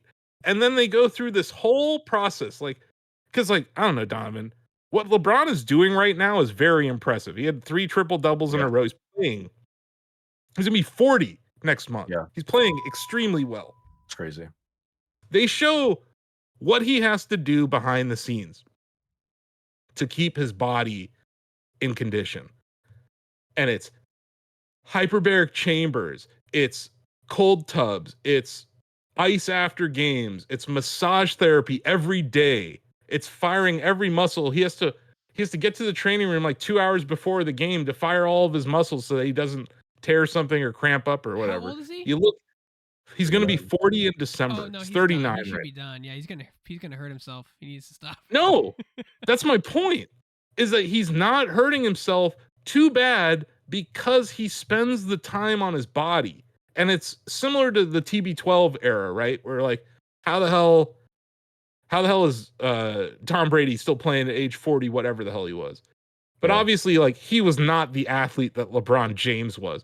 Like, the thing going on with LeBron right now is, yeah, he's not as explosive. He's shooting 40% from 3-point right now. Like, he's figured out other parts of his game to make better. But the amount of time he spends in a day on his body is staggering and would be, I don't think many people have the drive to do that. Like, it just makes you appreciate him a little bit. Because you're like, this drive, guy, man. I'm telling you, if you were gonna pay me what you pay LeBron, I'd do that. he's already a billionaire, dude. He doesn't need the do it. Lakers. He doesn't need the Lakers. He does not need to play basketball anymore. I don't think he's doing it because he's in first place in the total points number, right? He wants to win more championships. But most importantly, what happened earlier this year with playing on the court with his son at the same time, that was the last thing that he wanted to do personally in his career, and he did it. Yeah. And he said he's not going to be playing like a few years from now already. Yeah. He said that he doesn't plan to be here much longer.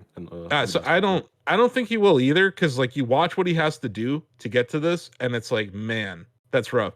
But like I bring up his feet because there's another really popular athlete right now who has horrible feet.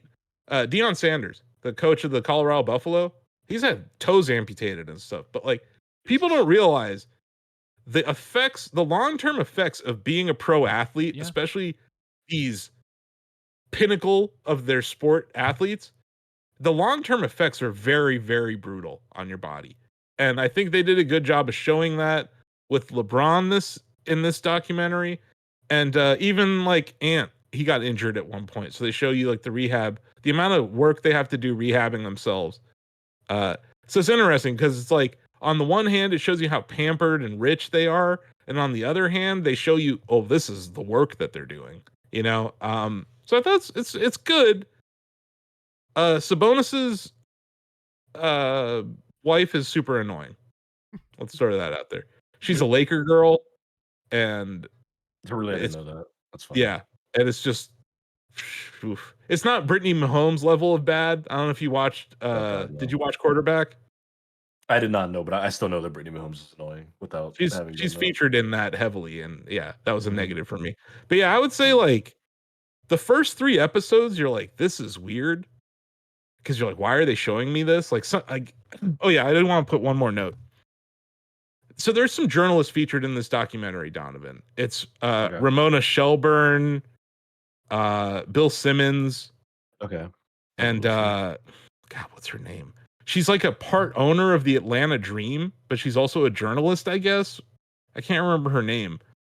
But anyway, like they have these people show up, like to provide context during the season or whatever, like what was happening at any given time. But you watch it and you're like, you literally said nothing.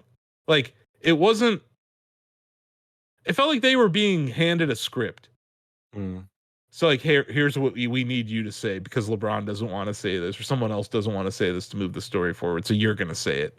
So instead of like actually injecting interesting insider information, it's more just like, yeah, LeBron really wanted to win that game.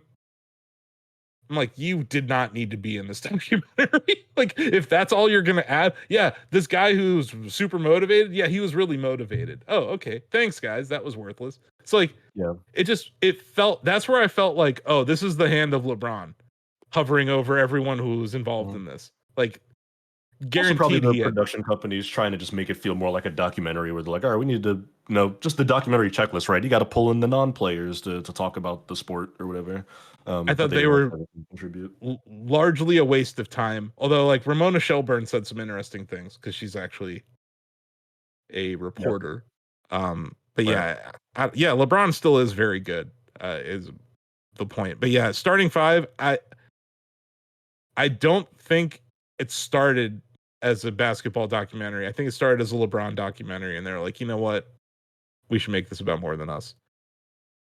Right, they'll do the big Last Dance 10-part 8-hour LeBron documentary after he retires, and it'll be great. I'm looking forward to it.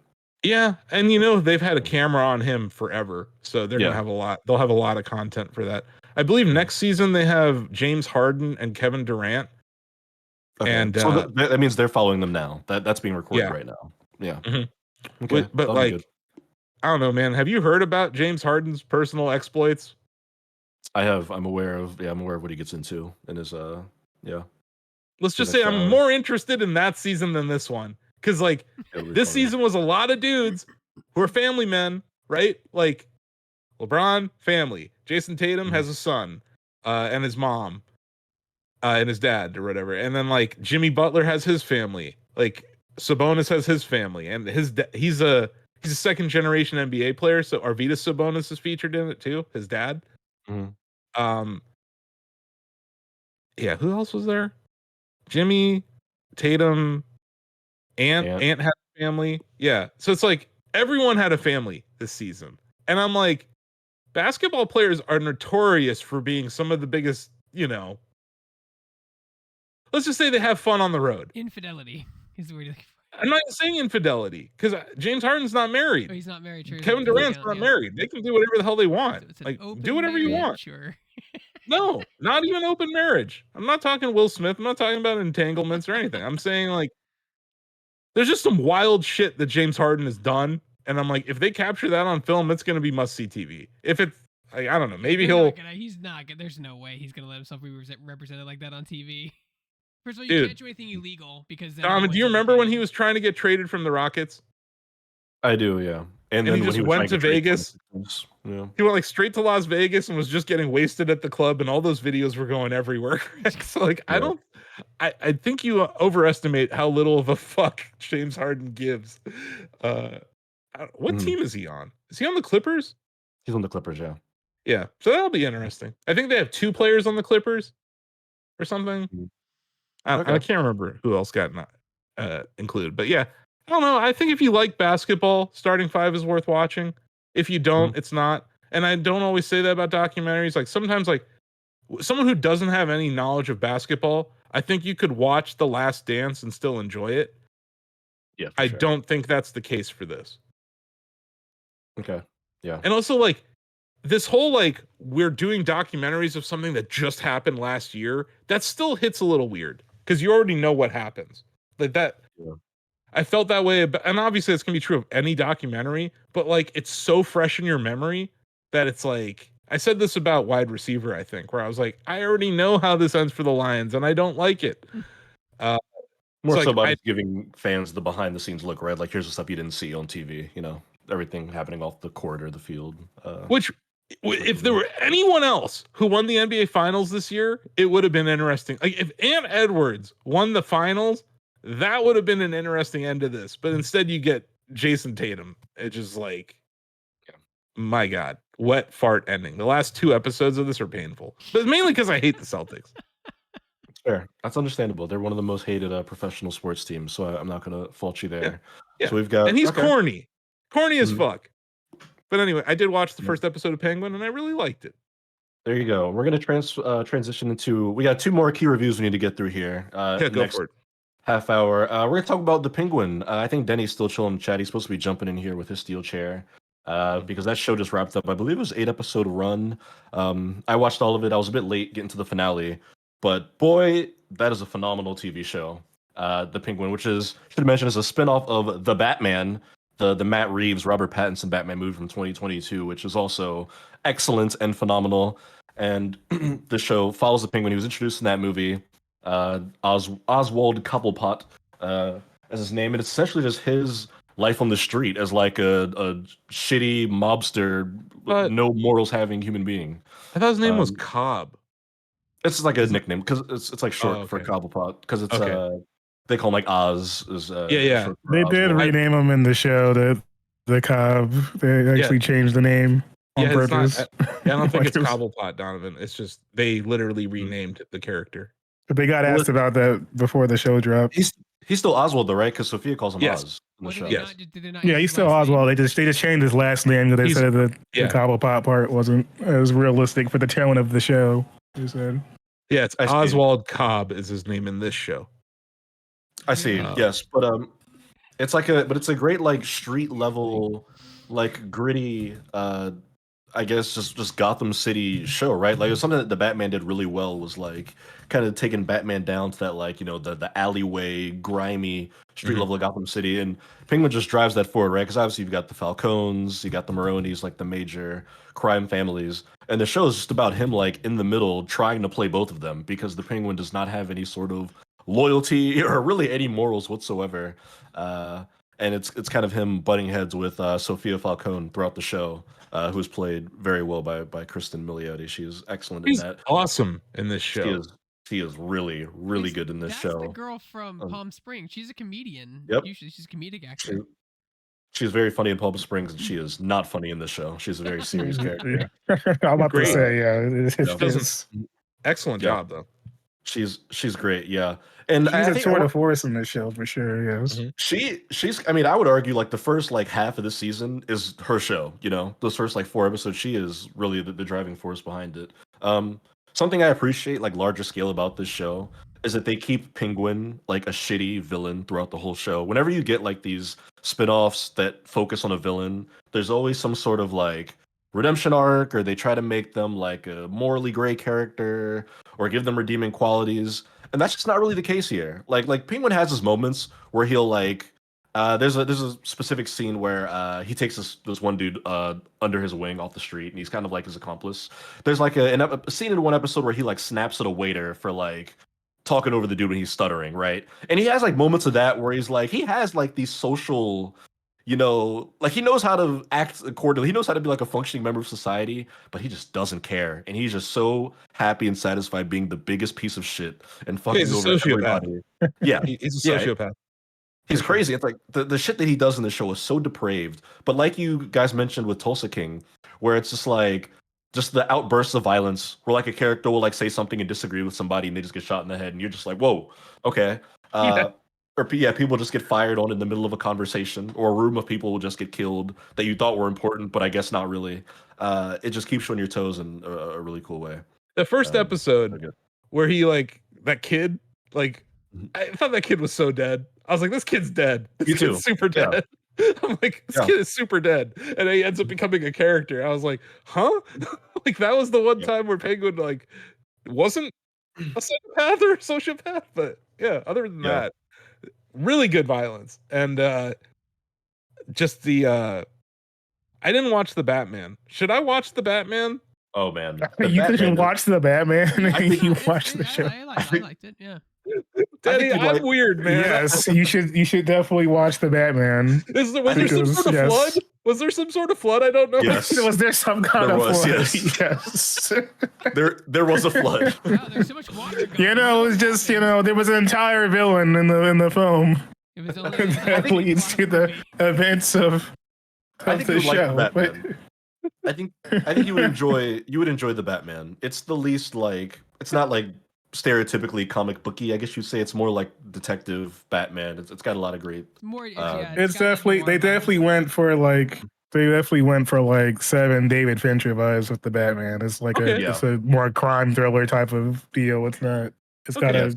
that kind of It's very tone to good. it, Mhm. and Well, on fine. purpose. Congratulations. And I that will same watch city it. is involved in the Penguin, and that version of Gotham that they're building on is definitely on purpose. So he's made sure to kind of keep it the kind of tone to it every time, and it comes through really nicely in the show throughout Yeah. with how they tie in things. And they made it clear from the start that Batman would not be in the show, so it's not even a spoiler. They said that outright. People were like, "Batman might show up," and then no, we're not doing that. I'm glad it Yeah, is. so there's enough here. Yeah, it's not his story.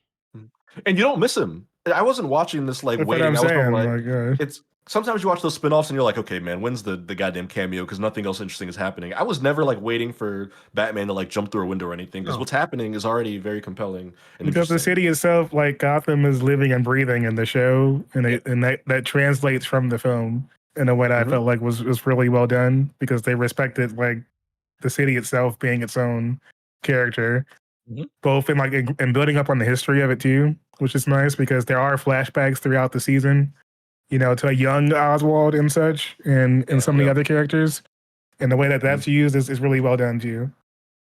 Dude, I was Colin- quite impressed. Colin Farrell in this show as the Penguin, one, is unrecognizable. Yeah. Yeah. Colin Farrell's like a slender Irish dude. He doesn't even Yeah. look like the Penguin. They do like hours of prosthetics on him, but then the voice, that like shitty like New York gangster Yeah.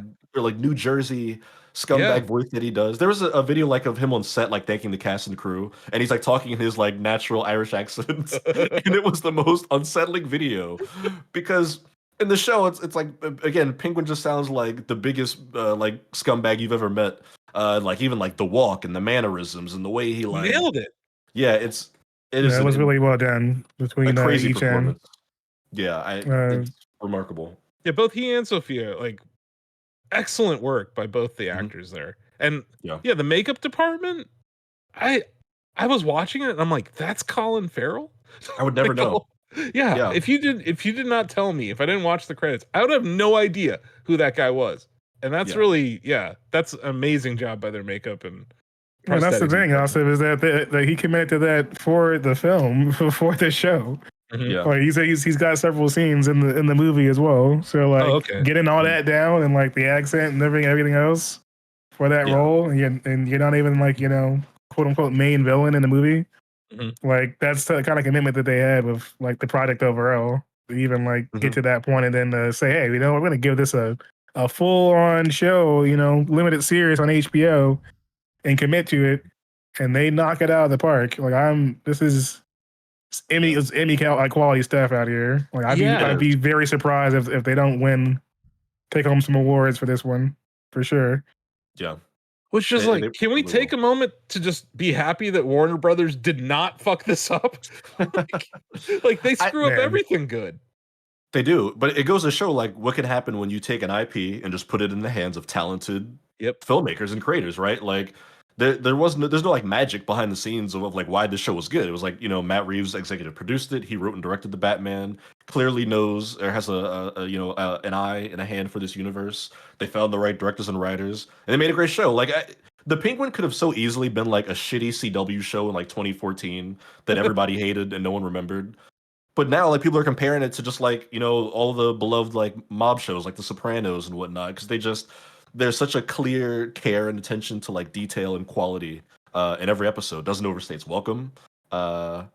It's just excellent all around, and it gets me excited. I mean, I was already looking forward to the Batman 2. They're doing another one, but now I'm excited. Like if any of these characters show up, and when I watch that movie, if Sophia Falcone pops up, I'm gonna like stand up in the theater and be like, oh shit, here we go.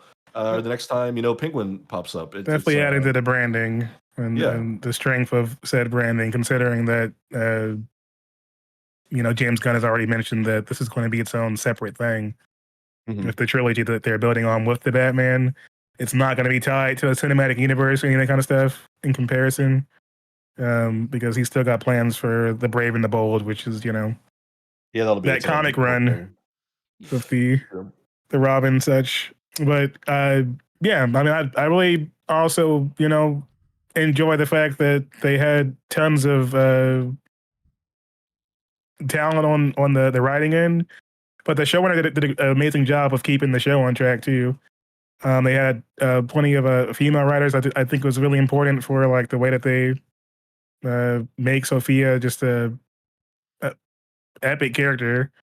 I want to say it was episode 4 where she got her entire is focused Yeah, on her pretty much with the Arkham Asylum stuff, and that was just heavy in itself, but also just really well done to the point in which you're like, oh, okay, well, we got a villain of a villain here.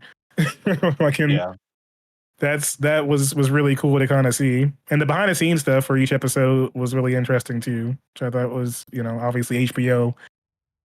Yeah, at the end of Always good at doing that stuff. I thought that was cool too. That they do like a little BTS thing at the end of every episode. Yeah. Yeah, you get a good 5 to 6 minute rundown, and it's really cool how they break down both the production end, but also just the thoughts of the characters and stuff like that. And you can tell how much like love and thought went into those elements in ways that I never thought I'd see from a show about the Penguin. But yeah, hey, yep, hoping for more spinoff action.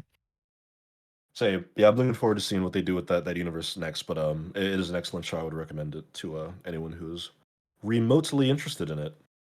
It's a reason to have Max right now for sure. Yeah, it is. Yeah, and now yeah, for sure.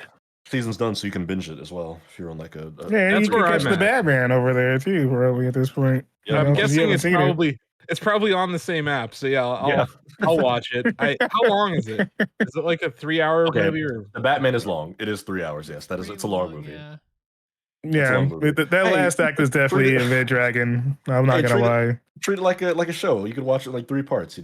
I mean, it ain't the Joker too, so I mean, don't. Yeah, I'm not watching that.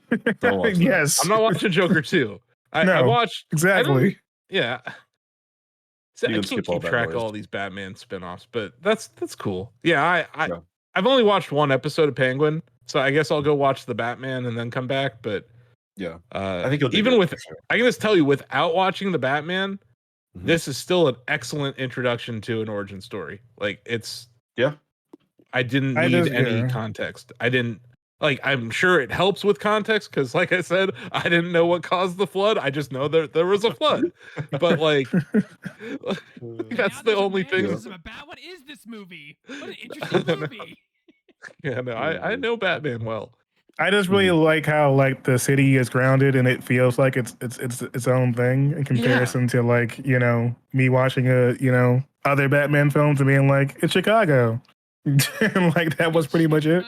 Like there's just elements of the city feels filthy, but then also super corrupt. And the thing that makes me excited about it is that if they go the route that I think they might go, then it's gonna get way worse. The history of the city and Gotham as a whole, and some of that kind of stuff. If they go the Court of Owls kind of route and stuff like that, where there's a cult involved and such, I'm super excited to go that in. That's pretty rad if they do that.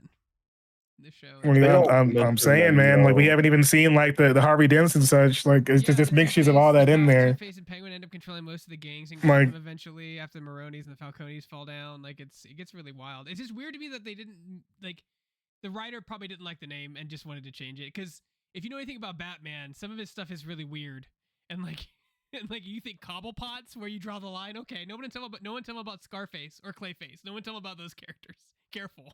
Well, yeah. Well, that's what I'm saying though. They wanted to focus on the grounded characters, but also a grounded world for the characters to live in and they grow out of from both the current DA and such, the people running for office, the mayor, everyone's corrupt in different elements of this show. It's pretty messy, but at the same time, it's like the kind of city, like the kind of world you would live in, where you would need a Batman, like where someone would dress up in a bat suit and go outside and beat the crap out of criminals is going to be, pretty extreme in general.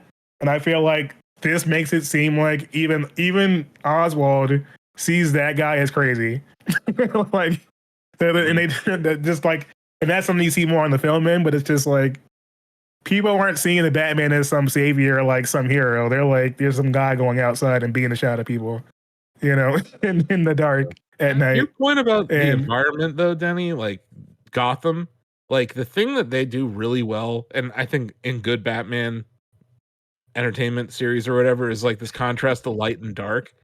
And like, when you're in the underworld, there's this like orange tint to everything, right? And then like when you're above ground and like you're out in the world during the day, it's like very normal, like white looking New York City, like the light, like the daylight.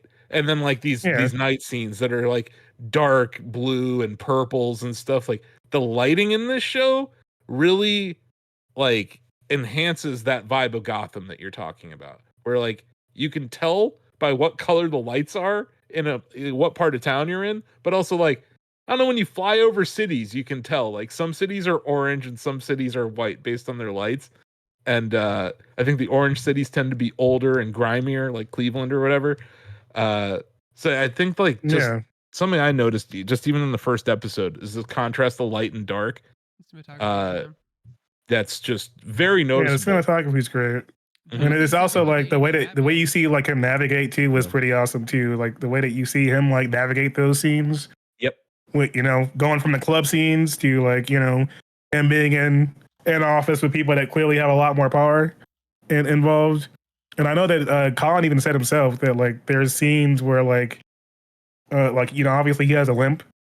And you'll see that on display, throughout the season. But when he's on in scenes with other people in positions of power and stuff like that, and he wants to seem, bigger than he is, he even changes up his limp in those scenes, walking next to those people. Like that amount of detail was paid into like each individual scene because of how Oswald as a person wants to, try and stand up a bit straighter around, the Falcones and such. So when you got those kind of people who are taking it that seriously, I feel like it's plenty of good things that you can feast on basically just from watching every little bit of detail, scene to scene.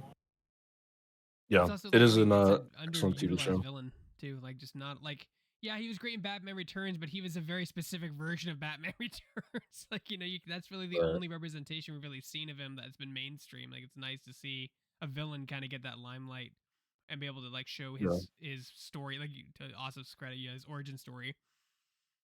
Yeah, as far as live action goes, this is his first appearance in a very long time, and I'd say it's a worthwhile one. Now we were talking about the Max platform. I can segue into my final review here, which I'll try to make quick as possible because it's a few very old movies I watched for the first time. Movies that I had never seen before this past weekend. I watched the Lord of the Rings trilogy, guys. Finally, at long last. I watched. You guys are giving me shit about not watching the Batman? I watched. Hey, I've seen them now. I've seen them. Just watch Lord of the Rings. You see them now. There you go. Donovan seen them. Hooray! I did a marathon with some friends. We watched the extended editions. It took us about 11 hours. Yeah. Was it 10 hours? 11, and some change. Oof. Yeah. We did one sitting. We started at 10 a.m. Yeah, we. I waited years between those, man. I took time. It was like a decade. You did it in a weekend. Patiently. Yeah, man, that's intense, Donovan. You sat there and watched all of them. I did. Yeah, we ordered food, had some drinks. It was a great time. Great movies. But we had like one of our homies was like a huge Lord of the Ring like obsessive, so he was like giving us all the the pointers and filling us in where we would forget stuff. But great time, good movies. I just missed them growing up. It's when I as a kid, it was like a lot of my interests were shaped by like what was around me, and my parents never got into Lord of the Rings. My friends weren't that big into it.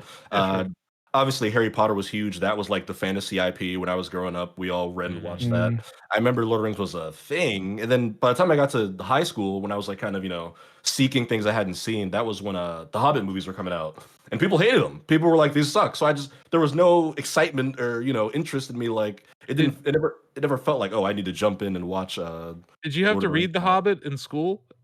No, no, we Wow. never had to. Never Okay. checked out any Lord of the Rings material in school. But Harry The Potter Hobbit was and this some. movie, they came out the same year. That didn't the fantasy They didn't did segue 2001. into Lord of the Rings. It's No, fantasy, because you have to remember his age at the time, man. Like he's not. Yeah. He wasn't old I- enough to be like. He wasn't marketed to for Lord of I the would Rings. say the first Harry Potter leans towards kids more than Fellowship of Yeah. the Ring does. Way yeah, more. I mean, yeah. I was through when Like Sorcerer's high Stone came out. fantasy compared to, Boarding Yeah, school fantasy. seeing someone your age. School fantasy. I'm sorry. Yeah. Harry Potter's just about going to boarding school, guys. Spoiler alert. Do they learn Yeah. math? Did they learn English? I don't see any of those in their schedule. I just see magic. Whatever. Wow. So yeah, that's my excuse as to why I had never watched it, but now I have it. It So, was great. who's your favorite Gandalf? I mean, it's gotta be Gandalf the White, right? You Yeah, know? it's pretty good. It's great.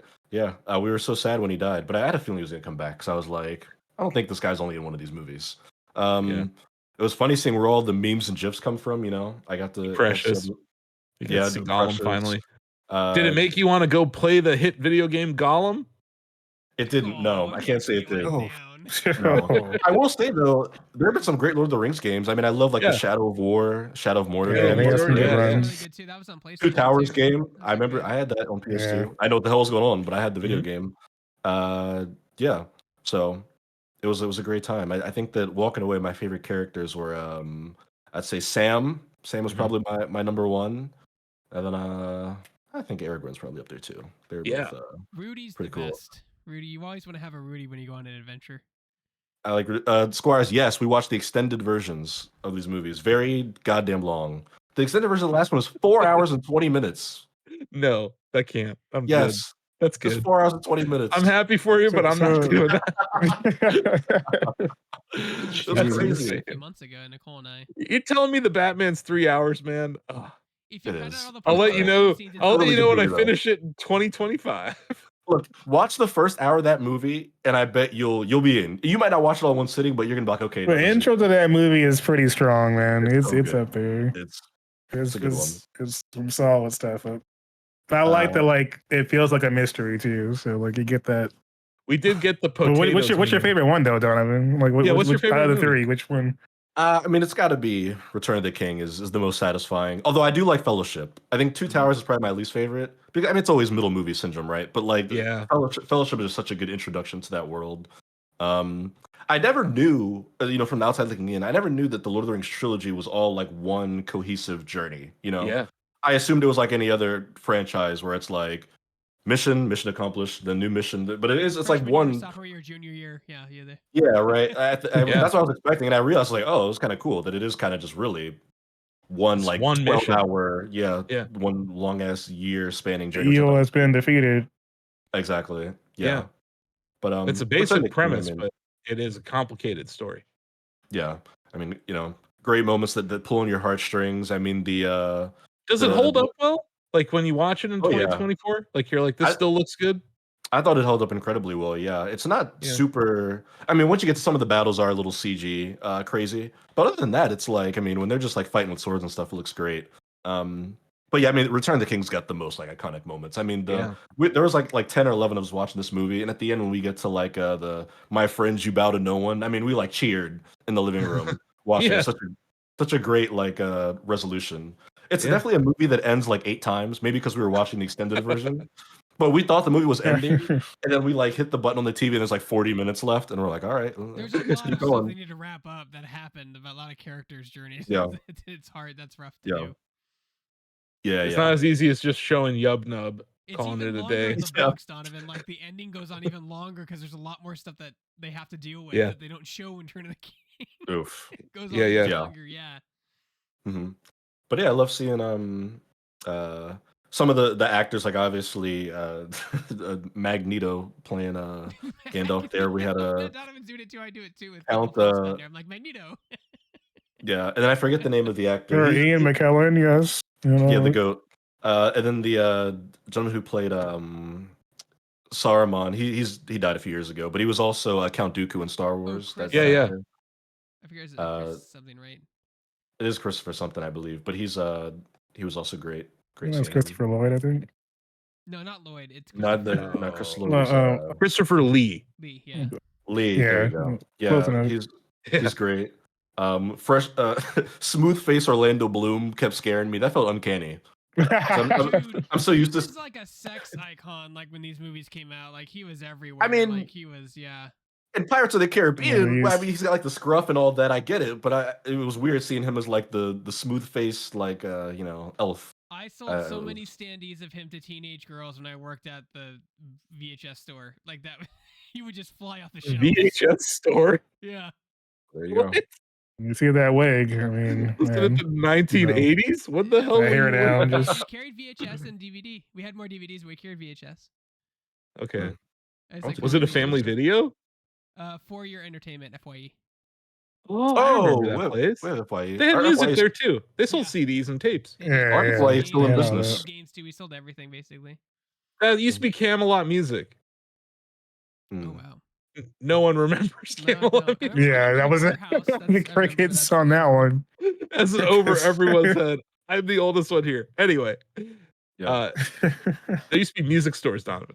There used to- We listen, still have an there used to FYE. buy Fresh-faced CDs Orlando, on that Orlando disc. Bloom does look weird. Like It's looking at scary. him now, you're like, I was "Ugh." watching. I was like, he can't hurt you. He can't hurt you. But yes, excellent movies. Been on my watch list for years. I'm just going back and crossing films off the list. So there we go. Also, So where would you put those up against the Harry Potter runs? Harry Potter, what Star. would you- It's so tough because like a lot of the other stuff I grew up with, right? Like the Star Wars movies, Harry Potter, like all those. It's hard to immediately be like one's better than the other. I appreciate Lord of the Rings for being a bit more like mature skewing, a bit darker. I liked much more. I felt serious and emotional, which I appreciated. But I'm glad I watched them now. I don't think I would have loved these movies as a kid. If I had watched them when I was like 12, I would have been like, Too long. okay. Well, that too. I would have fallen asleep. No kid But, could pay attention to 11 hours of movie. You couldn't do this. Hours of movie. I can't even do what you did They this did last the- weekend. The extended cuts, they were even shorter in the theaters. They were like 2 hours in the theaters. Yeah. weren't they? And the extended Yeah, cuts were yeah. like almost 3 Yeah. hours long. Yeah. Mm-hmm. I did see these in the theater though, and Yes, so did I. they were Yeah, the theater they were an experience was hype as hell back then. Yeah. like what you're Yeah. talking about, like the crowd cheering at different moments, Donovan. Like Yeah, that was happening yeah. in the theater. It was hype. Mhm. This was definitely a moment. Like this trilogy was a moment in time, and Yeah. each time they showed up was hype as hell. Mhm. Yeah, I don't know how you would Well, compare it to other movies. I guess This is you'd have so to compare it to tough. other trilogies. Yeah. Like I mean, even that, I think is tough. it's definitely up there with the best of the best. And don't worry, guys. Everyone get excited because they're making more Lord of the Rings movies. I don't know if you've all seen that. I don't know if we talked about it on the show where Mhm. WB said they're going back to do more Middle Earth movies. So Well, WB is going back to a whole lot of things right Yeah. now. I don't- That's- hope everyone's excited. they're- For that. they're- I'm sure I'll there's stick to another the Amazon Deadliest show Catch for now. Deadliest I'm sure, Catch. I'm sure there's another Deadliest Catch season coming down. And probably season 28. Well, Greg Deadliest mentioned the show. My grandmother Greg loves that Greg show. mentioned the Amazon show. So, I mean, now if you watch the trilogy, are you going to Power. partake?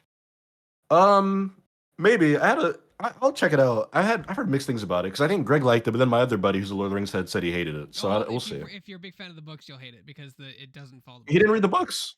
He said he's never read the books because they're too long. But I don't know. But the thing is, he just said it was a bad show. It wasn't even like a lore thing. He wasn't like, oh, they're doing this character wrong. He just said that the show wasn't good. But I'll watch it. I'll give it a shot. It's not all that long. I'll give it a. Oh, I like spin. high fantasy, man. I love high You do. fantasy. While you're on Prime Video, I was you could- enjoying it. Oh, You could watch Lamageddon. It's also on. oh that platform. yes. Oh, that's good to know. That's Donovan hasn't seen the Bruh. 1990 Turtles movie yet. Let's just have him go slow as he catches his backlog. Oh, he hasn't seen Ninja Rap? No. no. Okay, That's you got ever to since see. I've seen Wow. Ghostbusters. That became Greg's new like pie in the skies. I have to That's the- watch yeah. the Ninja Turtles movie from the 90s. So I would recommend it maybe someday. just for laughs. At the I mean, very you at least. least watch the second one. I mean, Secret of the Secret of the Ooze. Right, It Ooze. the first Yeah. one, but You must yeah, find the yeah. secret. You gotta get. The second one was the banger, man. That's right. That's the one Yeah. with Ninja First Rap. had a darker tone, but the second one had the we're going to market this to kids as much as possible. Remember Casey And Jones? it works. Like Casey Jones said the word shit in the first one, and that was like a huge deal.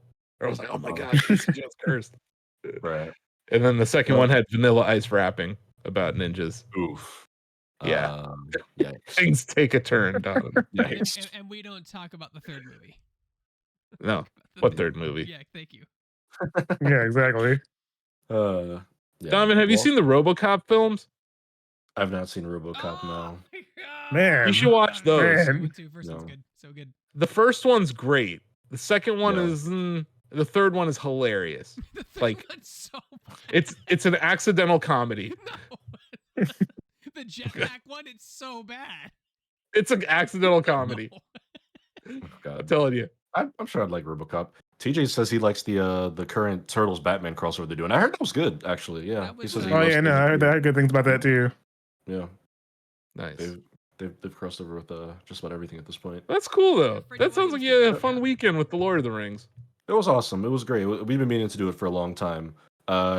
Greg, again, Lucci says you're like at 10% volume, but I don't know how big of a deal it is at this point because I am about to wrap up. But Yeah. I you are turned quiet, myself good sir. down. Yeah. But there you go. We're back. I think we're midway through November. I always get to this point in the year and I think that we have like 3 or 4 shows left and it always ends up being like one more. So we'll maybe talk off stream and do like a finale end of the year awards episode, and do some like Pop Quiz the Culture awards.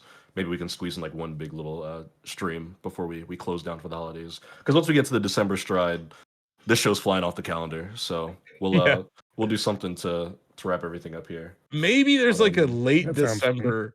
Maybe there's like a late December episode somewhere in there that we can Yeah. figure out. That like We should last get on the Thursday. calendar ahead of time. Yeah. Yeah. And we can do Yeah, it. you can toss out some recommendations to folks to watch during their holiday breaks and stuff. Yeah. True. We can Things catch to up on binge. the way that Donovan caught the Lord of the Rings. Maybe also might be catching Batman. We can make some Yeah. other choices that we can give people. The Maybe- thing that I have Maybe I've check kept on- out. the thing I kept on ice on, Denny, is the Cobra Kai season because they only dropped half of it. Oh, okay. Mm. So like I've been sitting on that. I'm waiting for them to drop the second half of that. But yeah, Right. right now you're right. First this weekend I'm gonna try to watch the Batman, and then I'm gonna go back because I need to know how this flood happened. I know a flood happened. You'll- I'd like to know how. And then You'll like The flood came. somehow a flood happened. Mr. Freeze comes in and freezes everything and it all melts and then they have the Oh, fun. okay. It's very biblical. Yeah. I think you'll enjoy it though. I'm looking forward to hearing what you think of that. I But own another BatmanTrilogy.com, by the way. do you really? Yeah. When did So- that happen? When did you buy another Batman trilogy? Dude, somebody, that's going to pay off one day because I remember The reading plot about thickens. somebody owned like Transformers.com and he sold it for like $500,000 or something. Because Someone bought DallasCowboys.com when Yeah. Jerry Jones forgot to renew it, and he ended up making like 6 figures. Well, they have bots that do But yeah, that now. So someday- it expires, something grabs it. Yeah. I own SuperZeldaMaker.com. Just fingers crossed that Nintendo knocks on my door someday. You're I don't you're know. picking all the companies that are going to be the most cutthroat and trying to get that Litigious. name back. Yeah. WB and Nintendo. Oh, you think I haven't received an email from Oculus already? I own OculusRifters.com and OculusVRDev.com, and they sent me a cease and desist letter. And my response to receiving the cease and desist was to put them on sale for $1 million. That's And that's what you're supposed to do. Yeah. I'm like, look, I'm not doing Positive it. caught the letter and we'll just like, well, he got You're some. All right. You're Like, see- by all means, Facebook, give me $1 million, and you can have this URL that you're not even going to use because you don't even call it Oculus anymore. Anyway, sorry. True. Yeah, you're gonna see I black digress. vans, black vans outside your house, just pulled up at the curb. Seriously, you At- can't at see it. 2 It's a.m. dark already, Donovan. Yeah, they're watching. Always watching. But I think with that, we're gonna go ahead, call it a show. That's gonna be episode 147 of Shacknews Presents Pop Goes the Culture. I am Donovan. That's been Greg and Asif and Denny for this supercharged episode. And we'll see you guys at least a couple more times before the new year. But take it easy. We'll catch you on the next one. Peace out. Later.